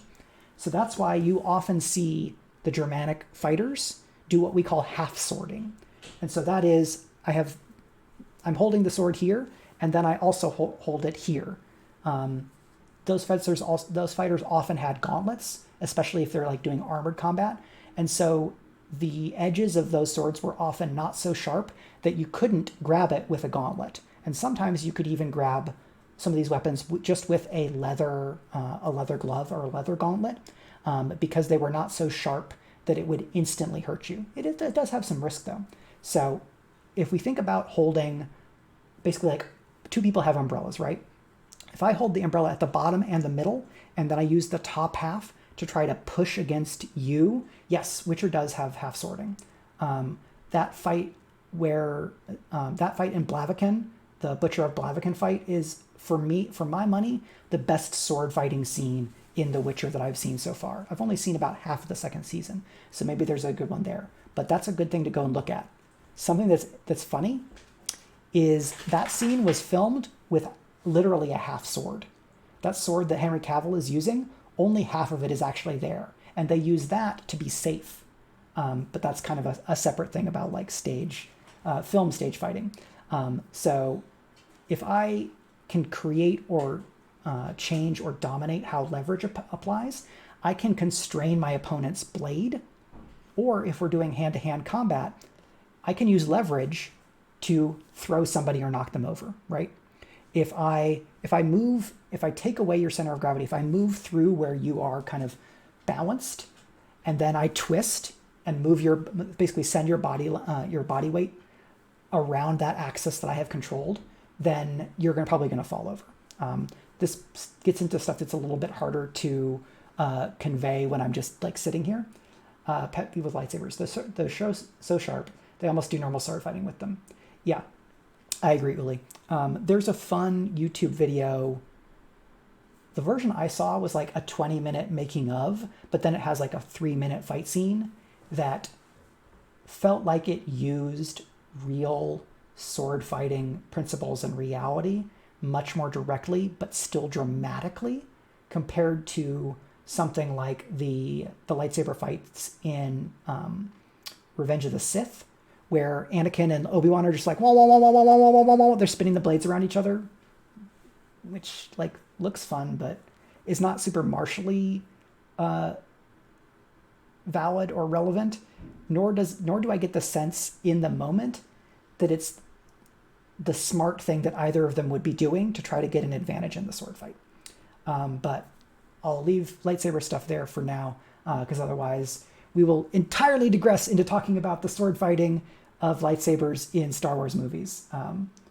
The snow knife work in the new Dune. Yeah. Slow fights are also just easier to film because really good martial artists, at least for a while, maybe this has changed as film technology and camera technology has changed. There were times when martial artists could move faster than film could capture.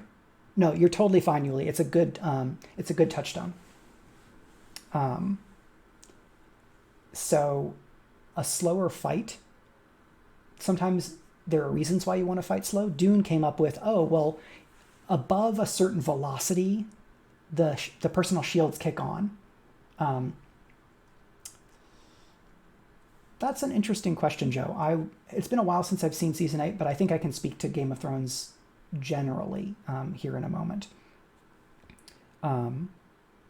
Leverage. What was I talking about? Yeah, that's fine. I'm just going to jump over to the Game of Thrones bit.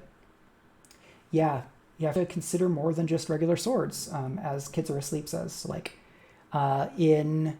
if you've got a magic sword, okay, in what ways is it magic? Is it really big but light? Okay, how does that change? How does that lightness apply? Is the weapon the same weight, but it is felt less, it feels light to the combatant? Where if I've got a magic super sword that's 7 feet long, but for me it only weighs 8 pounds, does it still weigh 30-something magic pounds? Uli references Episode 4, A New Hope, David Prowse as Darth Vader versus Alec Guinness as Obi-Wan Kenobi. That fight, I think, is one of the fights that feels most directly taken from Kendo and Kenjutsu, but also reflects, I think, some of the ways that European fencing was filmed in basically closer to the golden age of cinema.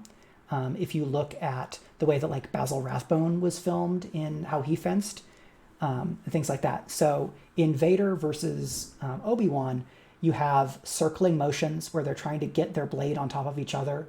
They are moving back and forth and slightly moving to the side as they try to gain advantage. Thank you for following Uli Witness. I appreciate it. Gave it a feeling of weight, of force behind each strike. In the making of materials, and we're doing the Star Wars digression for at least a little while, and that's fine. But then, Joe, I will get back to the question about Game of Thrones. George Lucas talked about how he wanted the actors to act as if those lightsabers were 20 pounds. So they were supposed to be very heavy.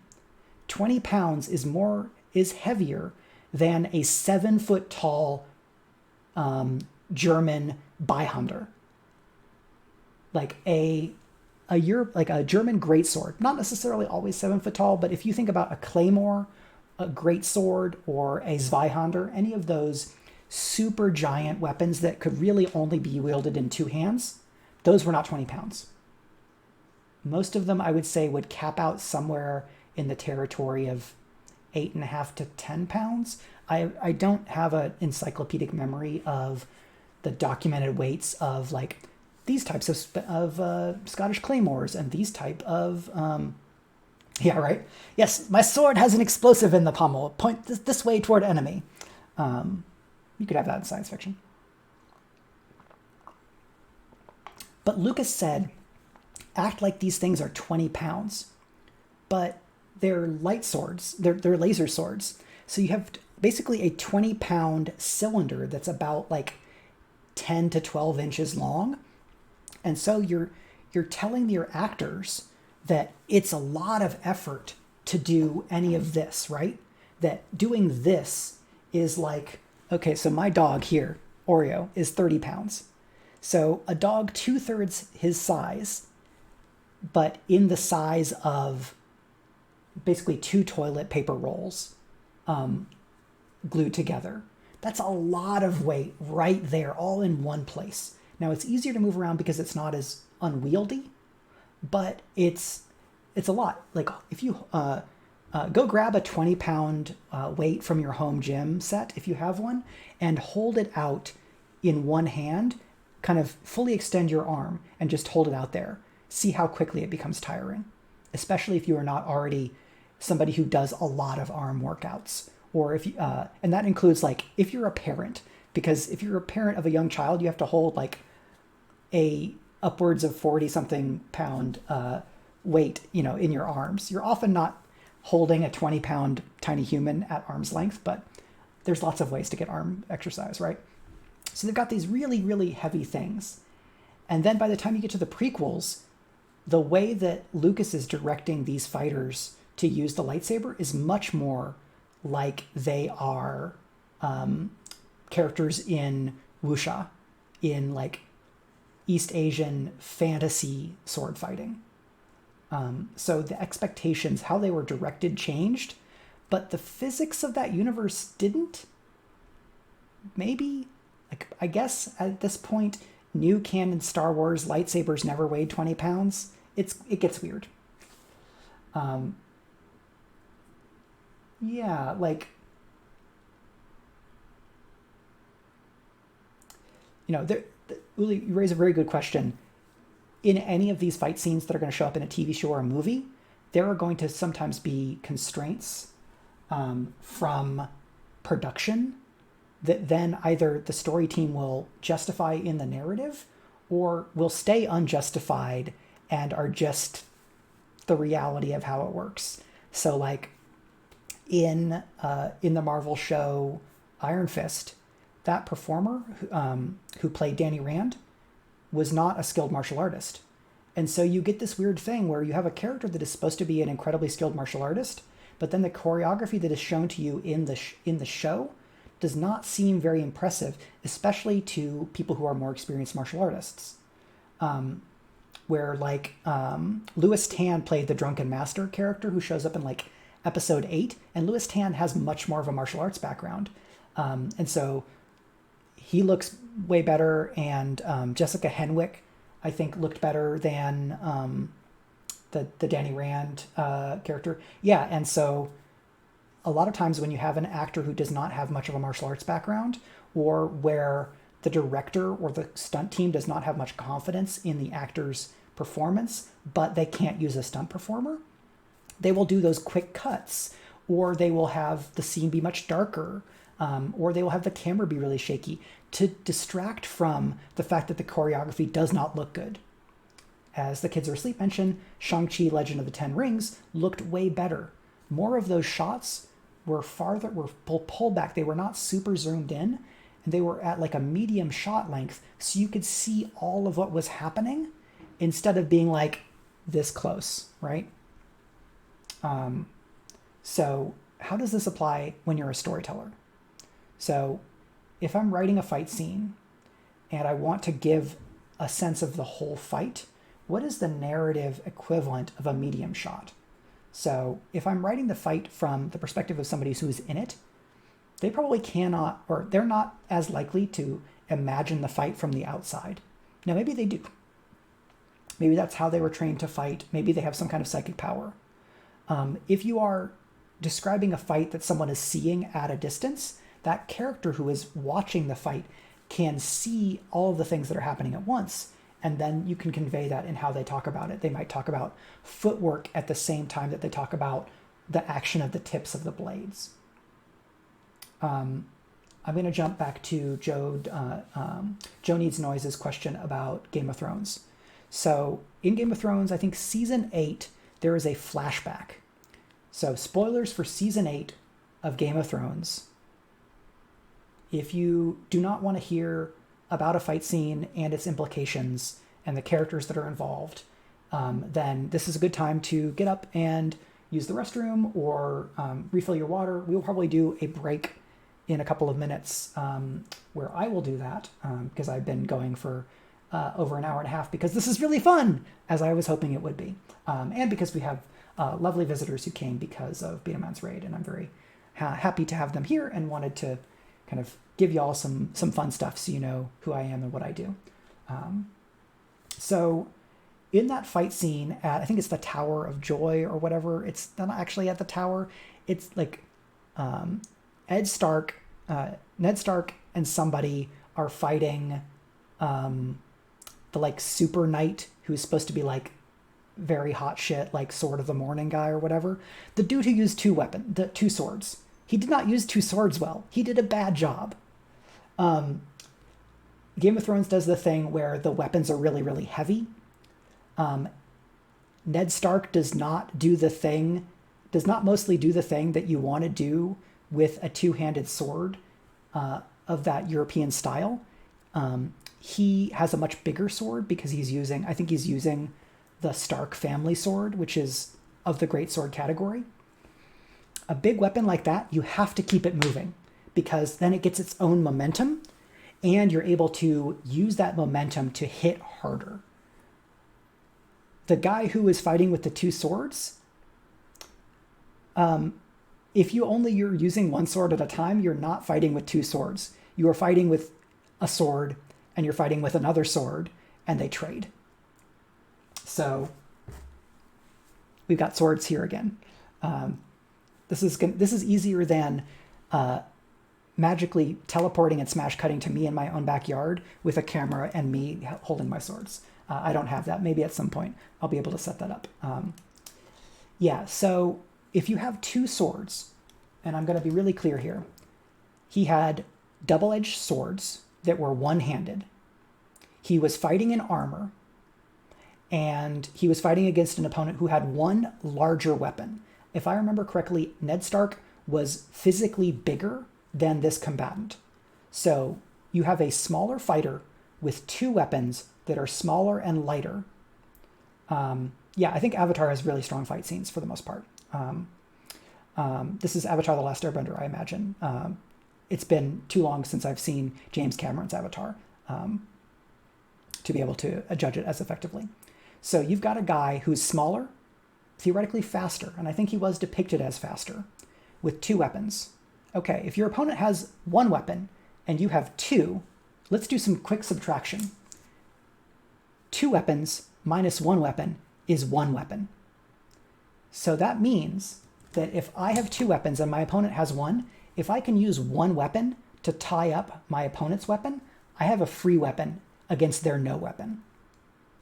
That is frequently the thing that you want to do if you have two weapons against a...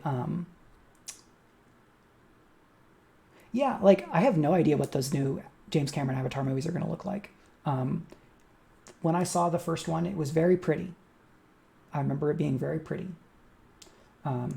Solicit donations for two sword-shaped letter openers to allow for better demos. That is a fantastic idea. If you subscribe now at twitch.tv/turbotango with your Prime sub or another sub or bits, that would be a fantastic stream goal, is getting more props for talking about sword fights on stream. So I think I will have to genuinely take that suggestion, Uli. I could also get Drawer's anatomical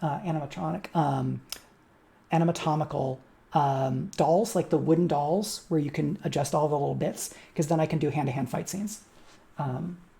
Either of those would be really fun. So we've got a guy with two swords. If you have two swords, you need to be using both of them at the same time as often as possible. If you are not, one sword needs to be making it easier to do something with the other sword.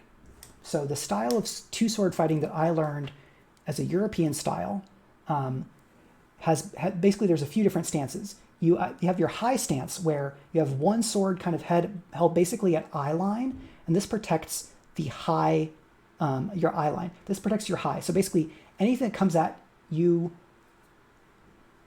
kind of toward your head or toward your shoulders, this high sword is able to do something about. And then you have another sword that is either at a middle line or at a low line. And what this means is that your swords are not on the same plane.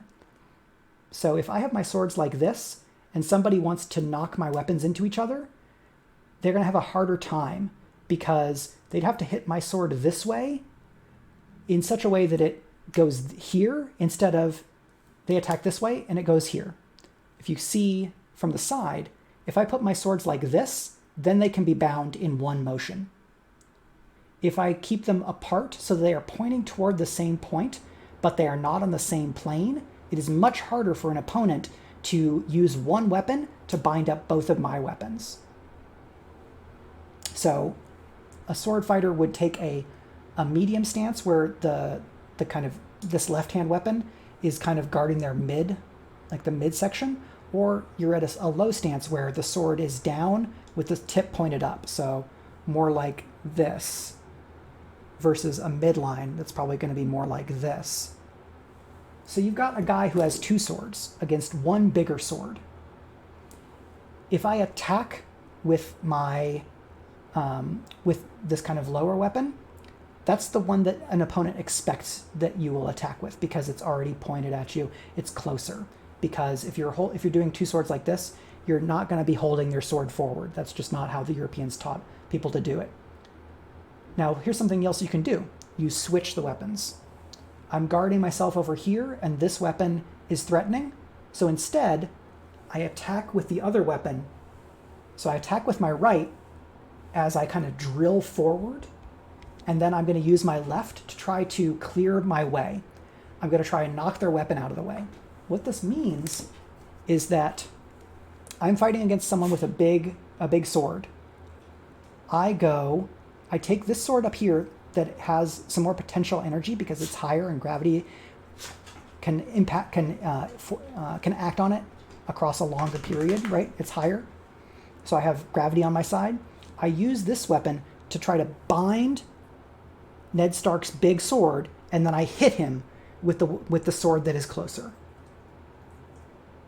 What this character did is usually, I'm gonna do the thing in anime that mostly Europeans didn't do, where I have my sword reverse held to like parry and stuff. That's very silly.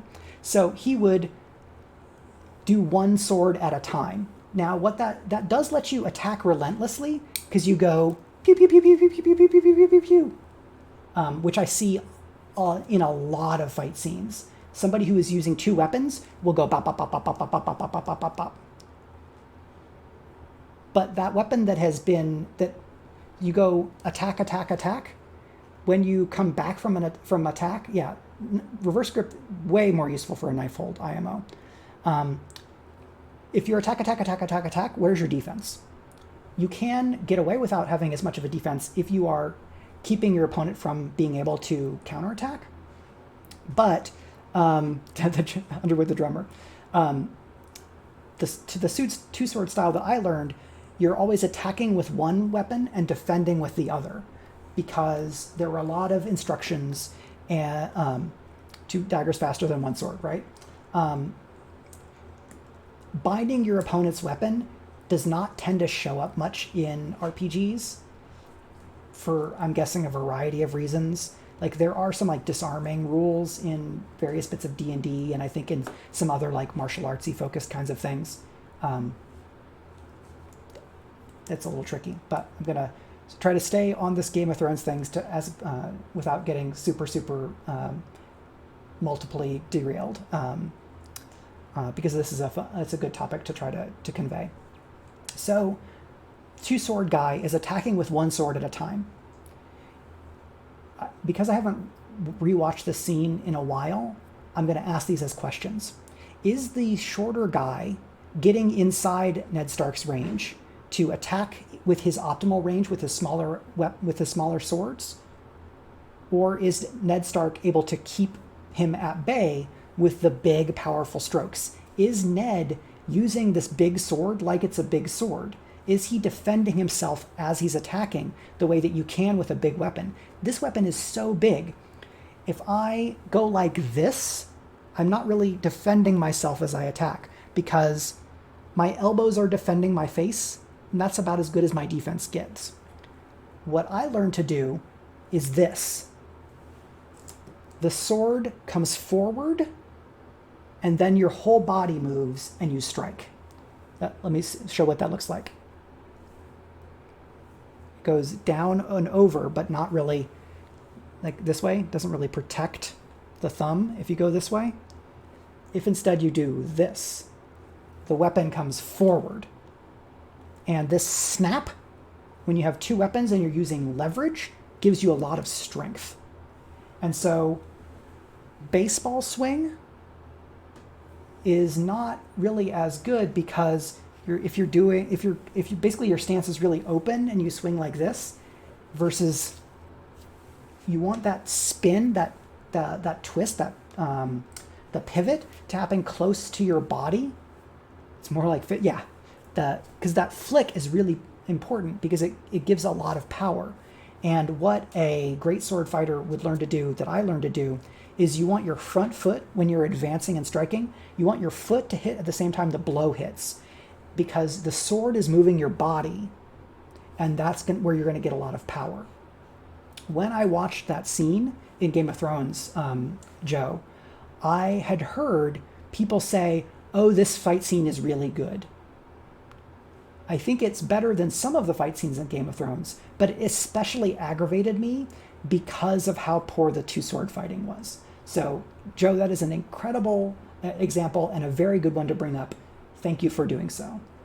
So if you do simply one thing in writing your two sword fighter or storytelling with a two weapon person, hey, Tiny Spy Hunter Fund, 50 bits from Mooly Witness. Thank you so much. Tiny Spy Hunter Fund. I need to put that in my about.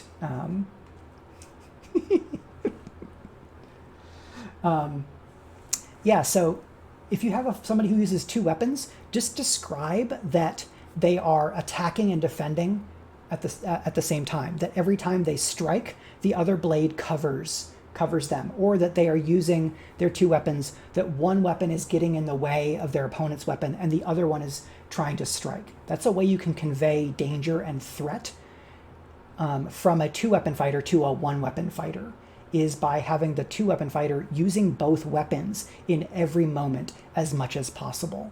And then you are conveying a very skilled combatant. And if your two-weapon person is the opponent of your POV character, you can convey the danger that is involved. Because whenever I had to fight with one weapon against someone with two, it was always the question of how do I keep myself safe without basically having to use up all of my ability to use the one weapon I have. How can I defend and attack at the same time, knowing that as I do that, there's a second weapon that is going to try to come at me while my weapon is bound up. Christian Cameron, do I know that person? I know a different Christian. Christian Ward, Christian Cameron. Oh, yes. I have seen some of Christian's stuff, because Christian is also a writer.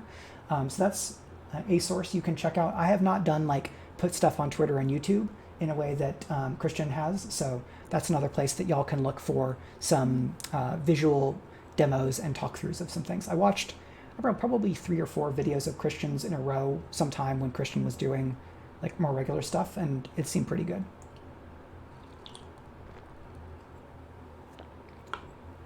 So that is that. One more bit I'll do on the martial arts, writing martial arts stuff, and then I think we'll take a quick break, and then I'll come back for maybe one or two more topics. Is that when you have somebody who's fighting with a weapon, their body doesn't go away. So if you're fighting one person with a sword against one person with a sword, something you will see in some, especially the better fight scenes, is that Game of Thrones is done now. You can come back. Thank you. Yes, that's a good note. I don't have a spoiler graphic or whatever that I can remove. Maybe that's something to add later. Just add text that says spoilers, because then someone can just look at it without hearing the text. All of these things I can add to my overlays and stuff. So a really experienced fighter who has learned hand-to-hand and weapon combat will be able to combine different types of attacks. So if I'm one sword against somebody else with one sword, if our swords get basically into the bind, if they're kind of pressing on one another, you still have the rest of your body. Can you position things such that you're able to take a hand off of your weapon, or that you have enough balance that you can shoulder check somebody, that you have the balance to kick their knee out so that they fall over if you're close enough. So, and especially if you're using a one-handed weapon against an opponent, so you're holding your weapon in one hand and you have one hand free. If your weapons are bound, you can punch them. You can reach your hand out and grab your opponent's sword hand. The Iberian styles, so Spanish and Portuguese, have a move that is called Movimento de Conclusión, which is the movement of conclusion. And what that tends to be is you're basically you're fighting, you've put your sword and their sword in a specific position, and then here's me holding a sword. The other person reaches out and grabs their sword hand. And then if you control your opponent's sword hand and they have one weapon, you have probably won the fight. And what that tends to look like is you reach, you wrench their wrist or do something to get their sword out of the way, and then you come around and you do a big killing slash with your sword.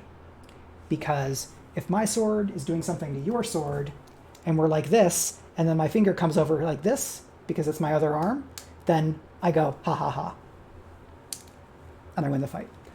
So how does this person mix weapon strikes and hand-to-hand strikes? If you are doing an unarmed fight, how do they mix hand-to-hand and grapples? If you watched Shang-Chi, Legend of the Ten Rings, you'll know, and this is sort of spoilers. It's the more you know about martial arts, the more of a spoiler it is. So Shang-Chi learns a striking focused style. His stance throughout much of the movie is closed fists. We learned that his mother has a more flowing, open hand, grappling oriented style. If your hand is open and someone is attacking you, it is easier to go from this to grab something than it is to go from here to grab something. Now, a closed fist style does not mean that you cannot grapple, but in that movie, this style difference, controlling evasive rather than aggressive, exactly, kids are asleep. When the dad and the mom are fighting in the grove, he's trying to strike and she is grappling and redirecting. So if you have a strong punchy character against a fast grapply character, that will let each of those characters use their strengths. And so then the fight can become about, does the striking person get a hit in, or is the grappling person able to prevent the striking person from landing a blow? So that is the strong person needs to get one or two good hits in versus fast person needs to not get hit and either wear down the opponent or maneuver them in such a way to win the fight. So when the mom is doing that, basically this, like, they're spinning around each other and the flowers are going and it's kind of romantic. She has him like leveraged down and she's controlling his arm from like here, and he can't do good punching from there because he's rolled down, and you can't punch across your body this way if you're constrained. So that's why her grappling wins in that fight, is because she is able to intercept and redirect him enough, and he's inflexible. He fights the way he fights because he has been basically an unstoppable warlord for over 1,000 years, and he comes up against this person whose grappling skills are strong enough. It's like earthbending against airbending is a very good comparison.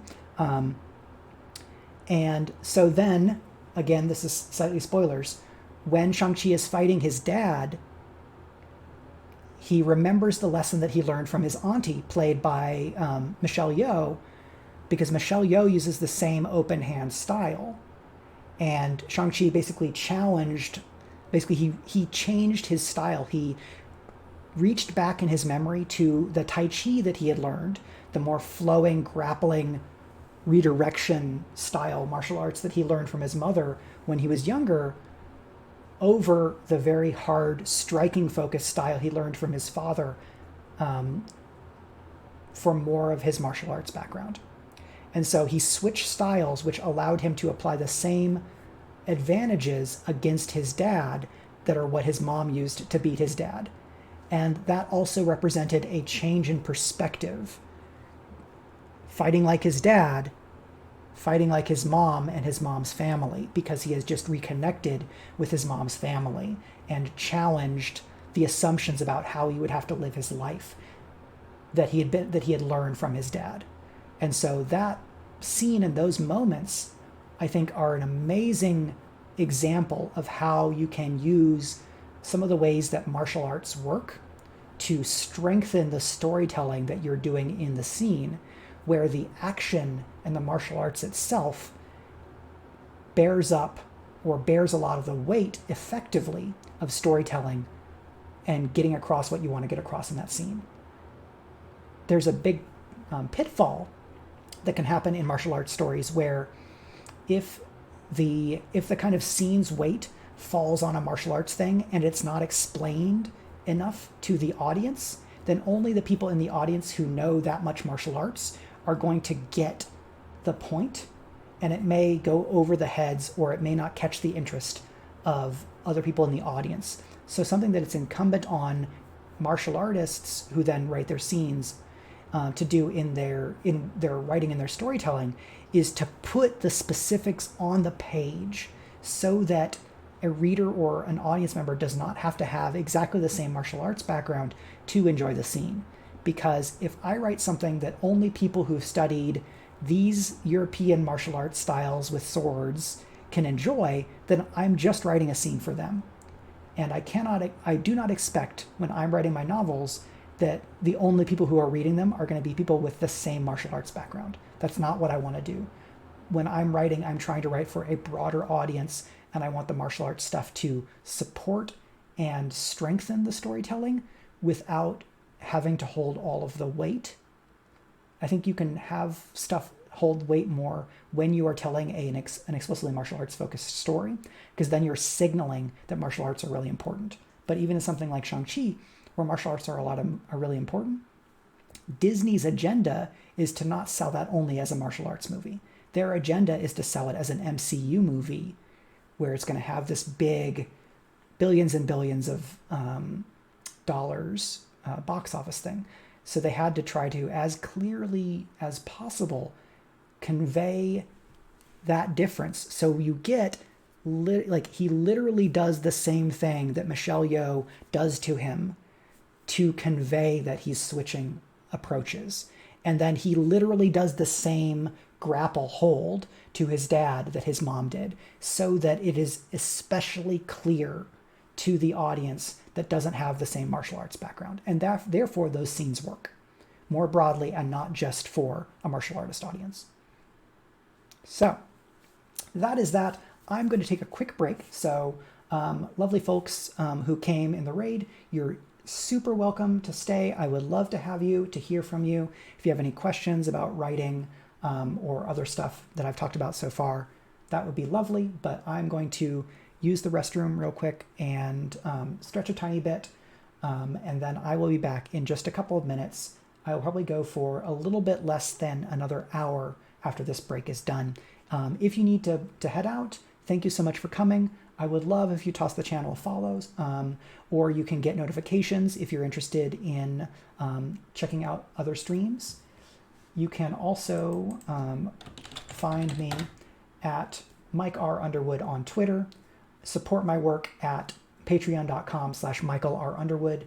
So those are that. I'll be right back with some more craft chat in just a minute as I go to OBS and go to break. I'll be right back.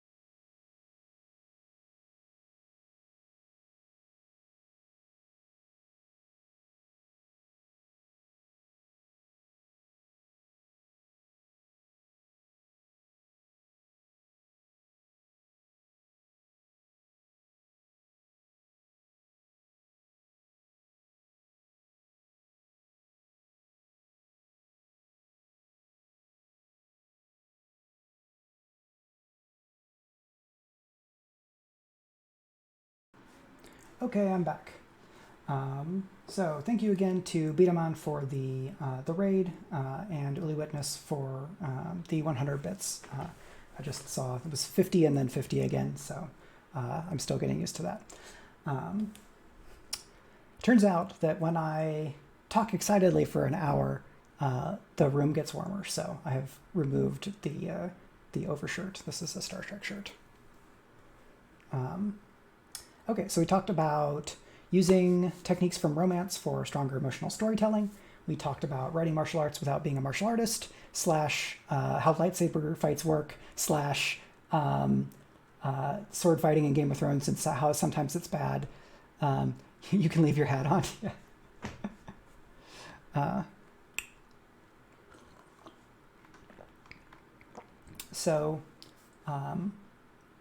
Something that I'm also doing in my current novel that I think is fun to talk about, and we can spitball on that a little bit. And then if any of y'all have questions about writing or the business of publishing or like tabletop role-playing games or other questions for me based on stuff that you know from whatever, feel free to ask them. If it's personal, I may not answer, but it's all good. So something that I used in my second published novel, Celebromancy, and that I'm using again in this novel that I'm revising right now is they're kind of epigraphs, but they're kind of not epigraphs. So if you've read a novel and then at the beginning or the end of the chapter, there is a bit of italicized text that it's not from the normal POV characters, it's from some different perspective, and it's like from the news, or it's like transcripts of fake tweets that exist in the world of the story. Basically, start or end of chapter in-world newsy items or in-world sources that are not the normal form or flow of narration.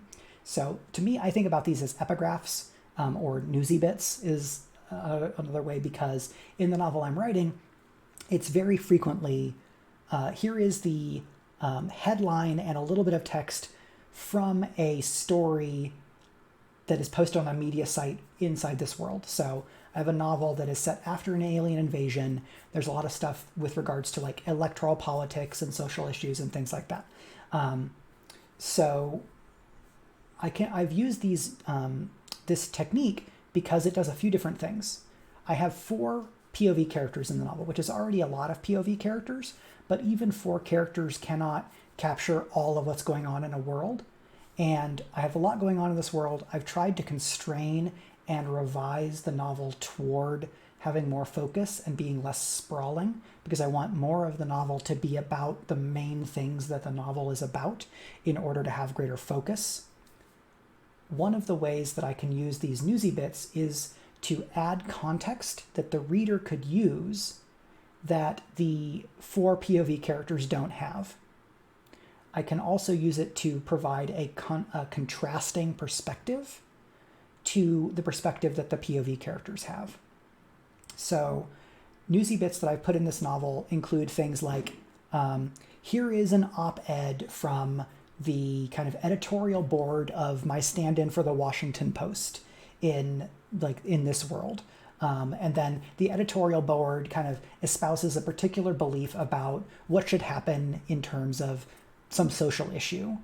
And that lets me convey, here is the kind of like moderate DC Beltway perspective on this political issue, because I'm intimating that the editorial board here is much like the editorial board at something like the New York Times or the Washington Post, and they have particular perspectives and ways of framing things. So I can say, this world has some similarities to our world in these specific ways, and this is a common enough position that the editorial board of a major newspaper is espousing this position. I've also used it to have here is a terrible screed from some horrible politician to tell the audience, here is what this faction in the political ecosystem believes and is asserting and has support for because they got a platform to say this terrible stuff.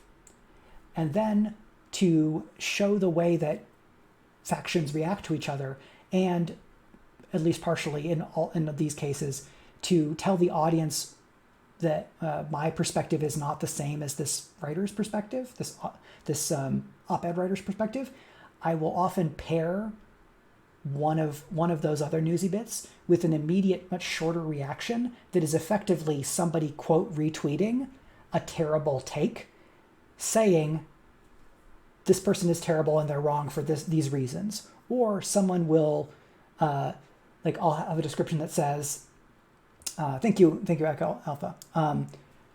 Don't quote tweet these people. It just spreads their garbage. And then it gives the name of the person and then describes in a message that includes the above essay in a screenshot, because that is me as the writer telling the audience member, telling the reader audience, I, the writer, don't necessarily agree with this original writer. I'm also telling you the way that people in this world are responding to a certain type of rhetoric. And there's a little bit of me as the writer suggesting or teaching potential members of an audience, here are maybe more effective and healthy ways of approaching toxic rhetoric from specific people. Because, as we know from how Twitter works, if you quote retweet somebody terrible, that still ups their engagement. It's a very political book, and I have particular political beliefs, but in order to tell a political story the way that I want to, I have to show that there are various political beliefs in this setting, and I want the reader to not come to believe that my beliefs line up 100% with any number of different people. My political beliefs don't line up 100% with any of the POV characters in the book.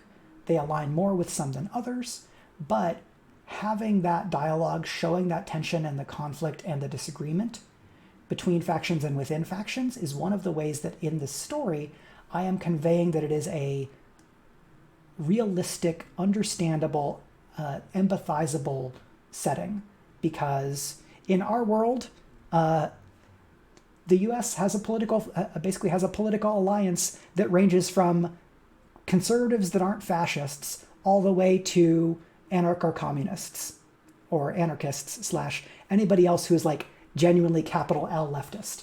There is so much political divide between those two extremes that if I'm telling a story where I have a political system that is mostly the way that our U.S. current political system is, then you've got this gigantic, incredibly heterogeneous political coalition that is constantly fighting itself because it's too broad. And there's a bunch of reasons why the political coalition has to be this broad in order to do XYZ things. So I'm conveying to the audience, here are some things that are similar to, if not identical to, the way that our world is right now, because I'm clearly not writing our world as it is. There's no pandemic and there was an alien invasion. Those are two main differences. There are other differences because I'm writing effectively an alternate present or an alternate near future, where some things didn't happen, some other things happened, where a lot of the major political and media figures don't exist, and I'm writing analogs or replacements to them so that I'm not going to get sued for libel and slander or whatever. So I don't have Donald Trump, Joseph Biden, Mitch McConnell. I have my own political cast. I have my own cast of journalists and media companies and all of these things.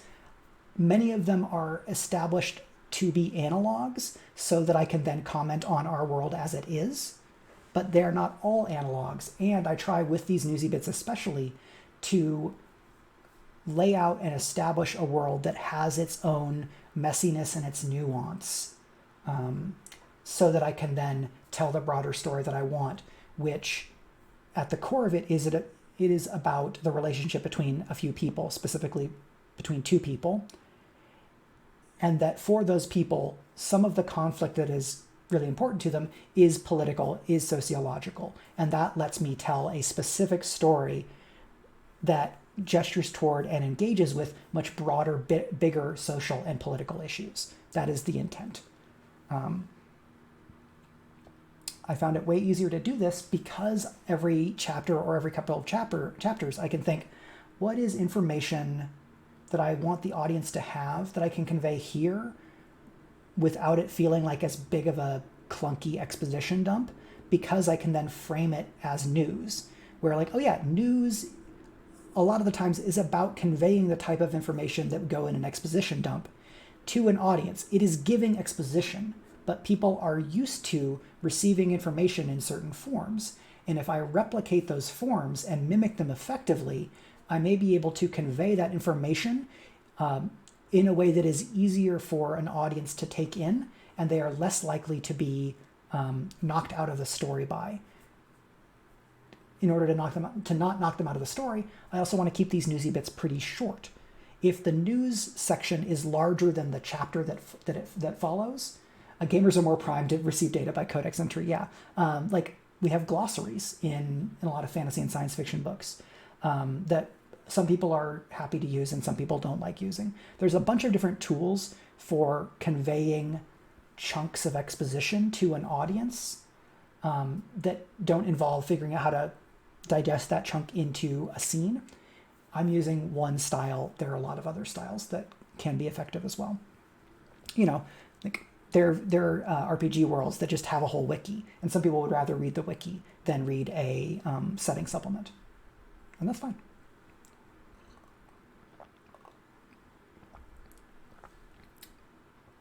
So yeah, those I think are the big points that I wanted to hit for using epigraphs or newsy bits or kind of in-world diegetic sources.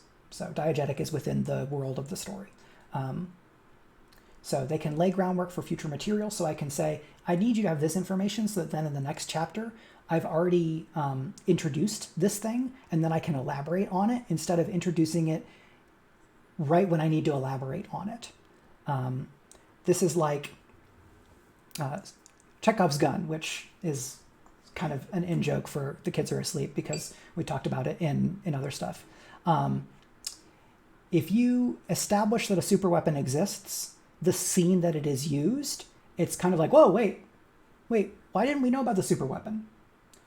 In Star Wars A New Hope, the Death Star's superweapon is established, used on Alderaan an hour or more before it threatens characters that we already know the names of. So the looming threat of the Death Star's like world killer weapon is clear, and we as the audience understand how it works by the middle of the book, and so that at the end of the book, when the ticking timer of the whole world is going to get blown up, we understand how the Death Star stuff works. We know what the laser looks like. We know what the charge up looks like. We know what it can do.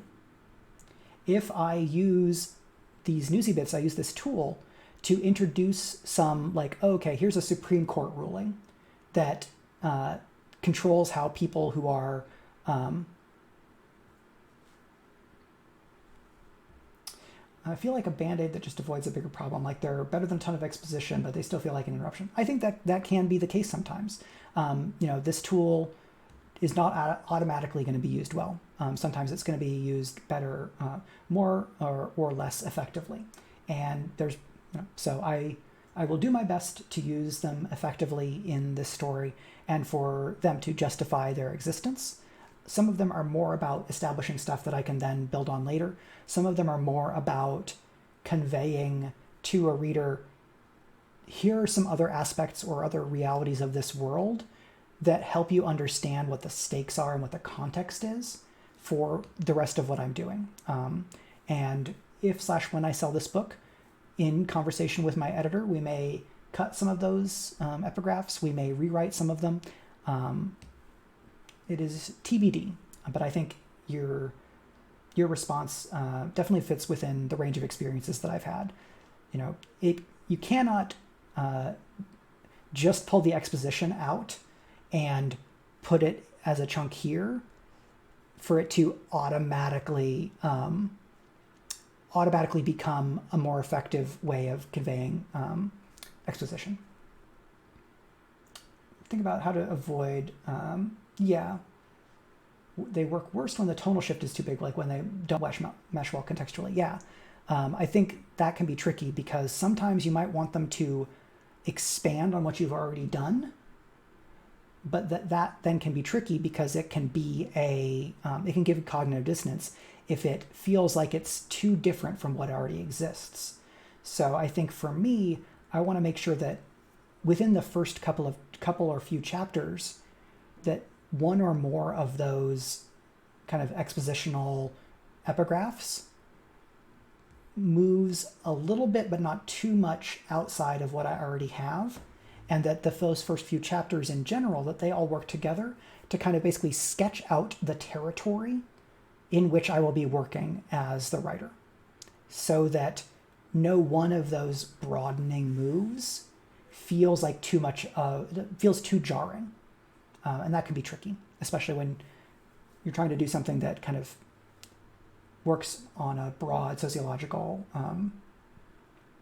basis. Yeah, having tweets in a modern book makes more sense than having random book quotes. Yeah, that's, I have basically tweets, news articles, transcripts from TV interviews, and podcast descriptions are, I think, those are the overwhelming majority of my kind of newsy bits / use of epigraphs.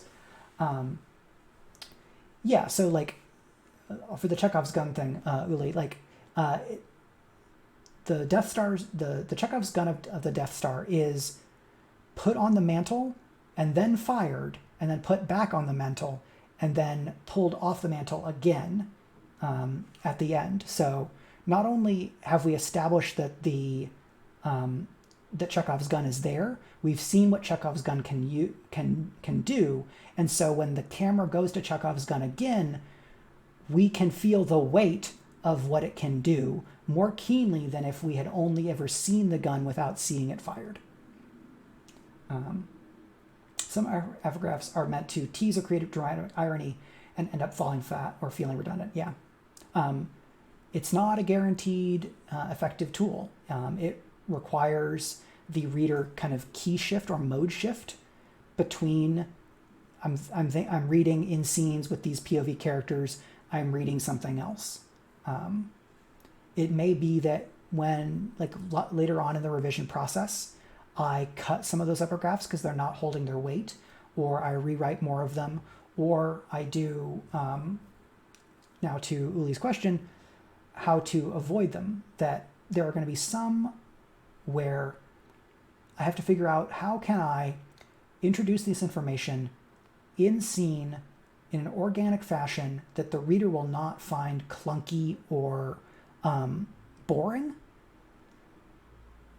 And it's going to be more effective to do that than to have the reader stop entirely, having just read scene drama in somebody's POV, to then reading this newsy bit. One of the characters that I have is a reporter, so their job involves conveying information, and their job involves obtaining information. So I can contextualize new information through the perspective of a journalist who is engaging with it, either thinking about how to convey it or reacting to new information and then trying to fit that into a broader narrative that they're working on a story within. Some try to be epic and are just editorializing in pretentious language. Yeah. If I don't tend to write in really elevated, lush prose. Sometimes I'll have a flourish here and there, but for the most part, my prose is what I would call toward the plain or transparent end. I don't tend to try to draw attention to the language. If then all of my epigraphs in a modern novel read like they are the prologue of an epic fantasy, I did almost say purple prose. Well, purple prose is more or less negative depending on who you ask. So rather than using that term, which has some more of a muddled meaning, I can use another one. But yeah, you absolutely caught that. Yeah, the line between purple and lush is very thin and very subjective. It has been my experience. So one person's rich, muscular writing that's very evocative is purple and clumsy to somebody else, which can be tricky, and on the other end, some people really like clear, transparent prose and other people find it lifeless. So my audience for the books that I write are not going to be people who need their prose to be super rich and their language to be super elevated, because that's not what I'm trying to do. And there are plenty of books that do it, and they're lovely.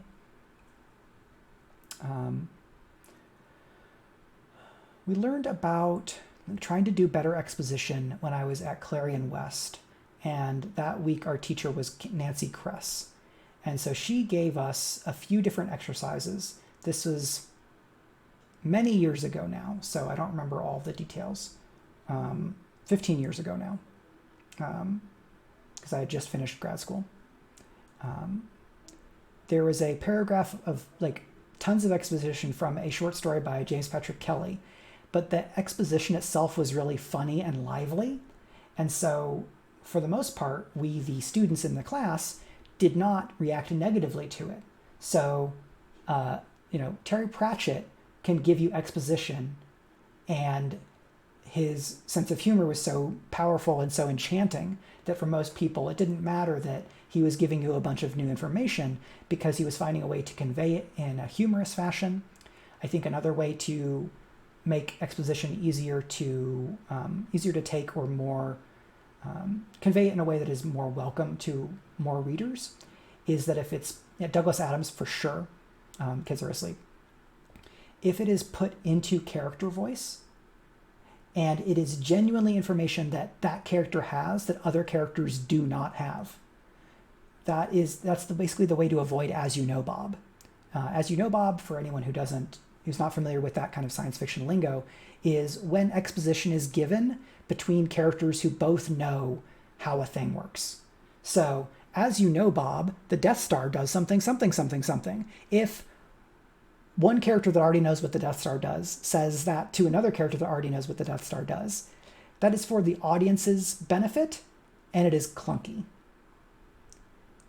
If one character has new information and shares it with another character, then it's going, doing that is already going to be more naturalistic than a character repeating information that everybody else in the room already has for the audience's sake. I see, this happens all the time with the term EMP when it shows up in movies and television shows. Somebody says EMP and another character says electromagnetic pulse. But there's a very good chance that both of the people in that scene know what EMP means. But the writers, or somebody, maybe somebody at the network for TV, would say, no, you have to explain what EMP is. And so you get the scenes where somebody gives the actual line, and then somebody else has to carry the silly ball and ask EMP, and then and either clarify, do you mean electromagnetic pulse? Or they just ask as if they don't know, and then somebody else explains electromagnetic pulse. All of the machinery breaks, that kind of thing. That's bad exposition most of the time. Yeah, making things sentient. There's, this funny, tragic scene. I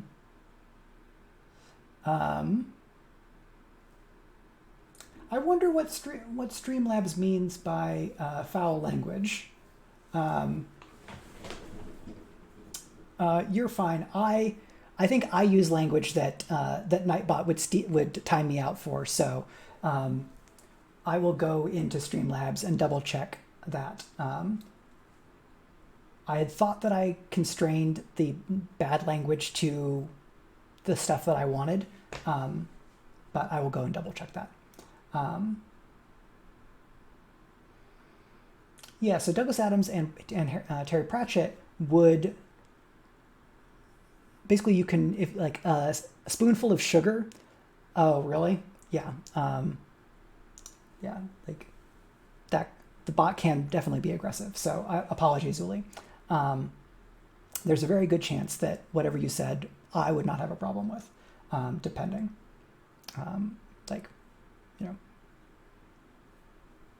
It's probably all fine. Everything?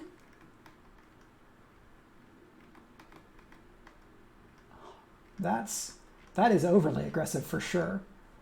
Let me go just check on Nightbot, right?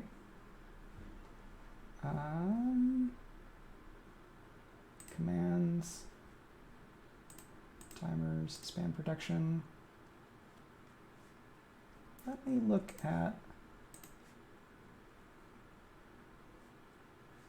well, that's not giving me the information that I need at this point, so I'm not going to,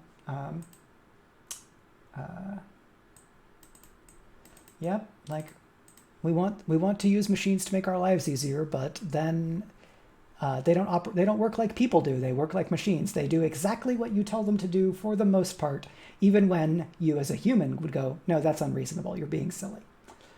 So I may drop that and then just have to manually moderate things. Like what I thought that I had done was make it so that the only stuff that gets pulled is like bigoted language, basically, because I know that there's horrendous, terrible, bigoted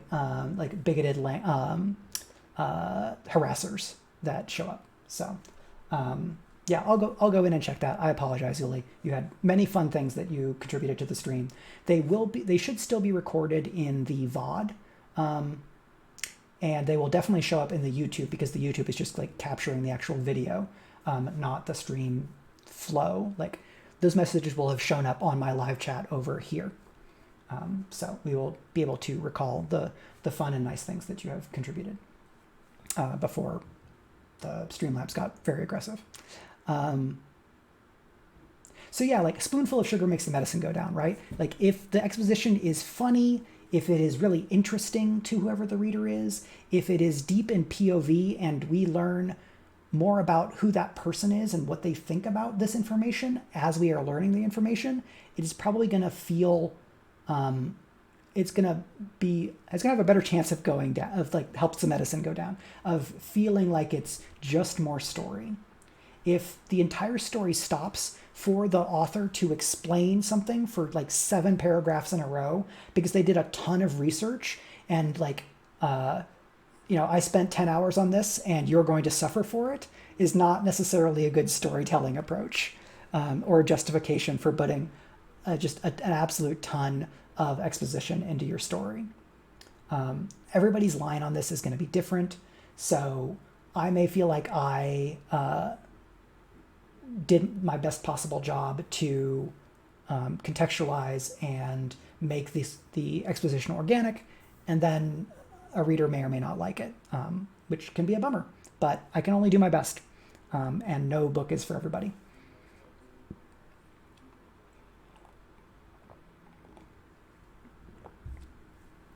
So I had one other topic, but I think that it's too long for the kind of 15-ish minutes that I am planning on for the rest of the stream.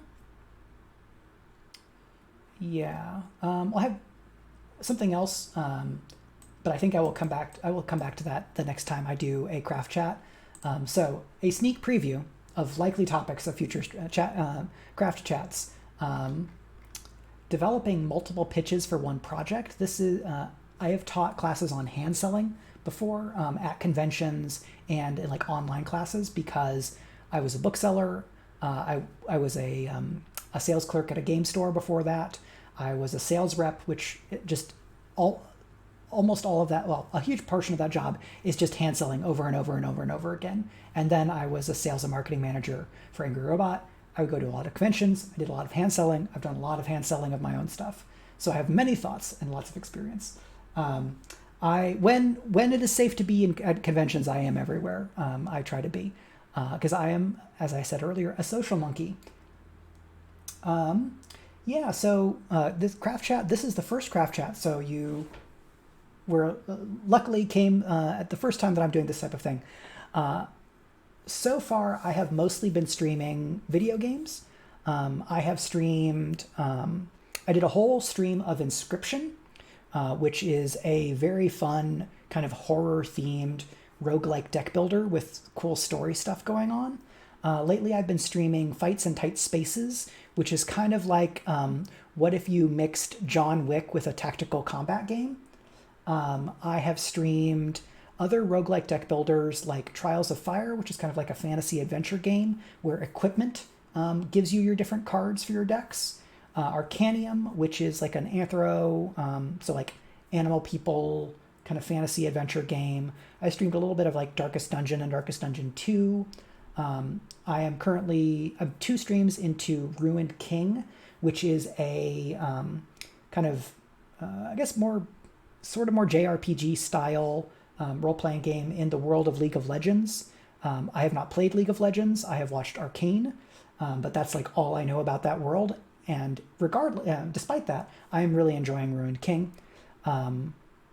And in the future, I want to do more of these craft chats. I, at some point, will probably stream some actual play on this channel as well. I currently do all of my broadcast actual play over at twitch.tv/arvaneleron, which I'm going to link here, which is the stream of my friend Greg. Greg and I, along with Brandon O'Brien, who streams at The Rising Tides, are the 3 co-hosts of Speculate, which is an actual play show. And we have a new show starting this Sunday called Girl by Moonlight.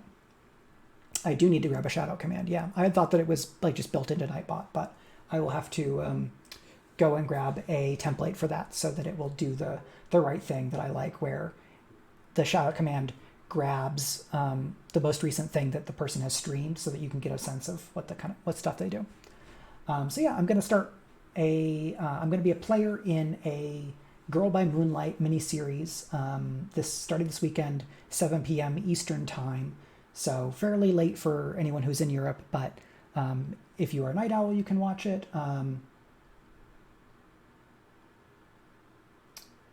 Window writing, yeah. So a couple of my friends, including the kids are asleep who is here, has like streamed some writing. I think I'm very distractible, and if I did a I'm actively writing stream and there were people in chat, I would just like hang out in chat, because I sometimes have focus challenges.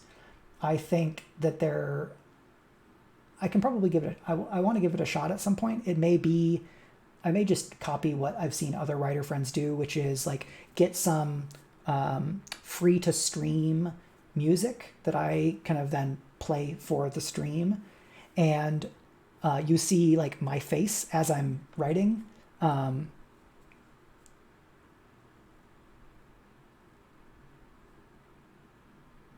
Oh, thank you so much, Echo Alpha. I appreciate it. Echoheim. I am very honored to be in Echoheim. Yeah, like I think it would take me a while to get used to. I am writing, but I am also being perceived by the internet and trying to be entertaining. I have done like co-writing with colleagues that's not being broadcast. Echoheimen, right. The people of Echoheim, right?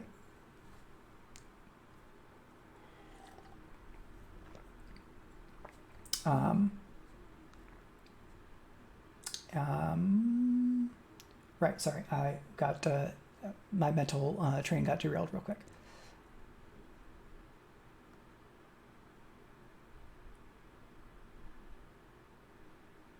Right, I was trying to convey my understanding of the difference in meaning between Echoheim, which is the place, and Echoheimen.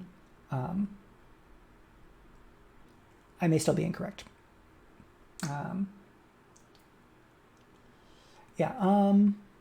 So yeah, I could probably try streaming writing at some point. A lot of the video game stuff that I've been doing is like in the roguelike deck builder space, but I want to try doing some other stuff. The roguelikes and or deck builders I find really fun for streaming because there's always a question of uncertainty and like newness, and someone can tune in for any given individual run of like a roguelike game or a deck builder game and not necessarily need as much context. And that's really fun. Again, can be effective. But for something like Inscription or Ruined King, I'm doing like whole games and the whole arc of my experience with them, and inviting people to kind of have that experience along with me and, you know, hear what they have to say and just hang out. Because I play a lot of video games. At this point, a lot of the time that I've spent on video games is on the stream, but not all of it. And I really like being able to share experiences with people, because in a somewhat but not exactly, this is kind of like having friends over like on a Saturday afternoon as I'm like playing a video game. Because when I was a kid, I had lots of experiences of like going to a friend's house and there's like 2 to 5 of us on couches and chairs watching and chatting as like 1 to 2 people play video games. And for me, Twitch is kind of an analog to that in terms of, for me, it's like some of the same hosting vibe in terms of like wanting to make a fun and safe space for people to hang out and enjoy this thing and enjoy each other's company. And it's a chance for me to get some social, especially during a pandemic. LAN parties, 100%, yeah. Where I work at home, my wife works in an office and so is gone most of the day. I have this dog friend who is not here anymore because I took him downstairs for company, but he's not a great conversationalist.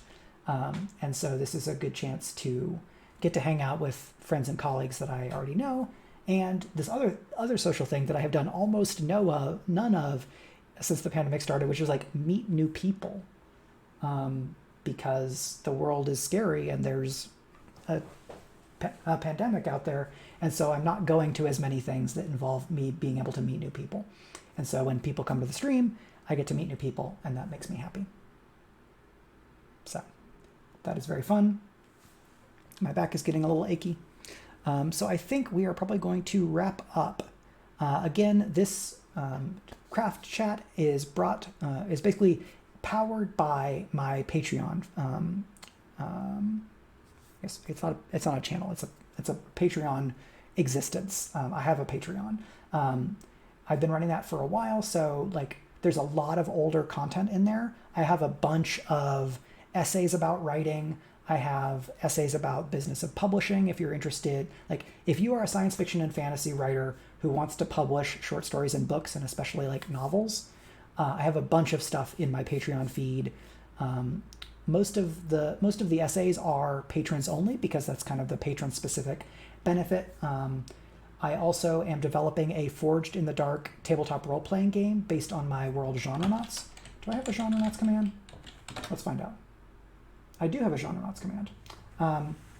It is a series of dimension-hopping story heists, which I have a lot of fun writing, and I'm developing a role-playing game. The Kids Are Asleep is one of my playtesters, and so can attest to her experiences playing that game.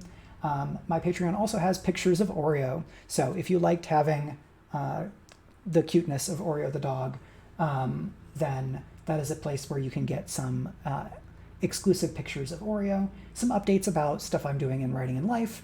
I try to put information about my streams on there as well, so if you would rather follow me there, then follow here on Twitch. Following here on Twitch will make it is even better if mostly what you want is to see my streams. Following on Patreon will give you kind of a broader overview of stuff that I'm doing and things like that.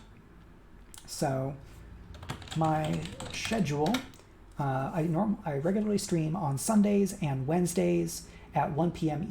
EST. That is, I think, that's currently either GMT -4 or GMT -5. I don't remember. I think it's -5 because GMT also moved. And I may change the schedule at some point in the future because I try to align more with Meg's schedule. I like having this Friday stream. This Friday afternoon time has been pretty fun. Yeah, thank you, Echo. Echo Alpha. It's kind of a fun way to wind down the week. I keep kind of Monday to Friday as my writing week as well, even though I often do stuff on the weekends. It's nice to have that kind of psychological divide so that otherwise writing has and absolutely does just kind of balloon and fill every waking moment of my life. And that I'm streaming and this is kind of about being a writer, and I do podcasts, which is kind of about being a writer, and a lot of my friends are writers, and so we talk writing, and it's like, then I don't get to have a life otherwise. Thank you so much for all of the time zone cross posting, Echo Alpha. I really appreciate it. You are quick Johnny on the spot with those, and it is very welcome. Yeah, mandatory fun. The Kids Are Asleep talked about streaming as mandatory fun for her, and I think that's a solid way of thinking about it. Like, I think I don't have kids, so I don't have to deal with having kids the way that she does, and Kids are a lot. But I have been trying, especially since I switched to being a full-time writer, to having more of a life that is not always already about being a writer, and that there are things that are not for the world, they are for me, where I don't have to be performing. Like doing this is performance, but it's still mostly all of me. I have not been super effective at figuring out where I want to draw a line in terms of like a persona. And so as a result, I need to do things that are not about advancing my career. Streaming is mostly about having fun and seeing people. It is theoretically also content marketing, which is why like I talk about my books and things here. But mostly I'm trying to keep my focus on having fun, doing stuff that lets me interact with people, which is going to be better for my mental and emotional health. And so far it's been working very well, and it's fun to get to meet people and see games and hang out with colleagues and get to do all this kind of stuff. I would call this craft chat a resounding success. So I will think about how often I want to do these. If you would like to suggest topics, I am giving Patreon supporters first crack at nominating. I've only been streaming for probably 4 or 5 months at this point. I have friends who stream, like Arv, who has been very generous with his time, and other people like Mer Lafferty, who kind of helped me talk through things right as I was getting ready to and starting to stream. So I'm very grateful and lucky to have people who I can go to for advice and for support, which is really fun. So if you want to suggest and request topics for future craft chats, Patreon supporters get a first crack at that. Tiers, I don't have too many tiers. They basically start at $2 USD to get all of the essays, any of my other kind of Patreon exclusive writing that isn't basically works in progress or the Genrenauts RPG. $3, the $3 level gets you any Genrenauts book that I self-publish. There's at least one of those in there already from last year. And you get access to developmental materials for the Genrenauts role-playing game. And then I've got a couple of other higher levels if you are so inclined. Some of the higher levels like give you the option to do beta reading for me if that's something you're really excited about. But yeah, the Patreon is a consistent stream of income for me as a writer, which those of you who know writers, consistent streams of income are hard to find. And so it is really helpful. It helps me stay connected to people who are interested and invested in what I'm doing as a storyteller. So there's a bunch of reasons why someone might want to support me. I'm very grateful for whatever support people are inclined to give, whether that is subscribing or giving bits here, as people have done, or becoming a Patreon supporter over there, buying my books or whatever. It's hard out there for writers. So y'all's presence here, the chatting, all of that is very much appreciated. And I am gushy, so I think I will take that as my opportunity to wrap up. Because otherwise I'd just like, y'all want to hang out for another 15 minutes as I tell you how wonderful you are? I could do that. It's fine. But I should probably get up and stretch and go and check on the dog and things like that. But there will be gushiness and emotional happiness moving forward. Yes, I will. Let's absolutely raid Karen Osborne, who is a lovely science fiction writer, and people should check her out.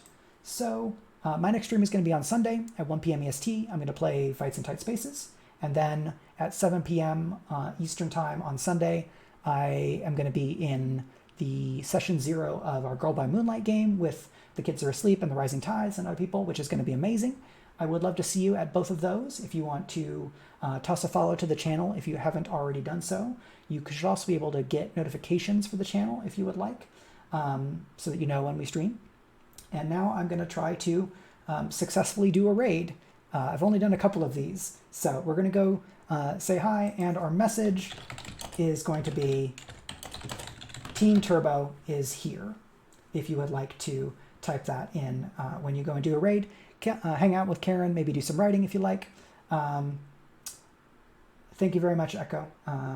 And thank you to Uli Witness for coming around to hang out, to Bitaman for the raid, and for the follow, to Joe Needs Noise for the great questions, and to everybody who came by and hang out. And now let's try to do a raid. Let's see. Can I do it? We're going to go raid Karen. We're going to do a raid. Will it work?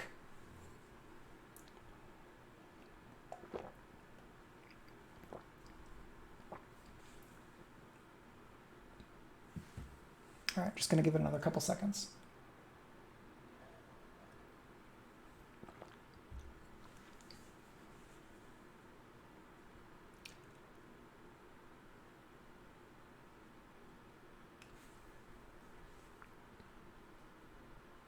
All right, and you can head over to Karenthology if the raid thing is not working. Let's go.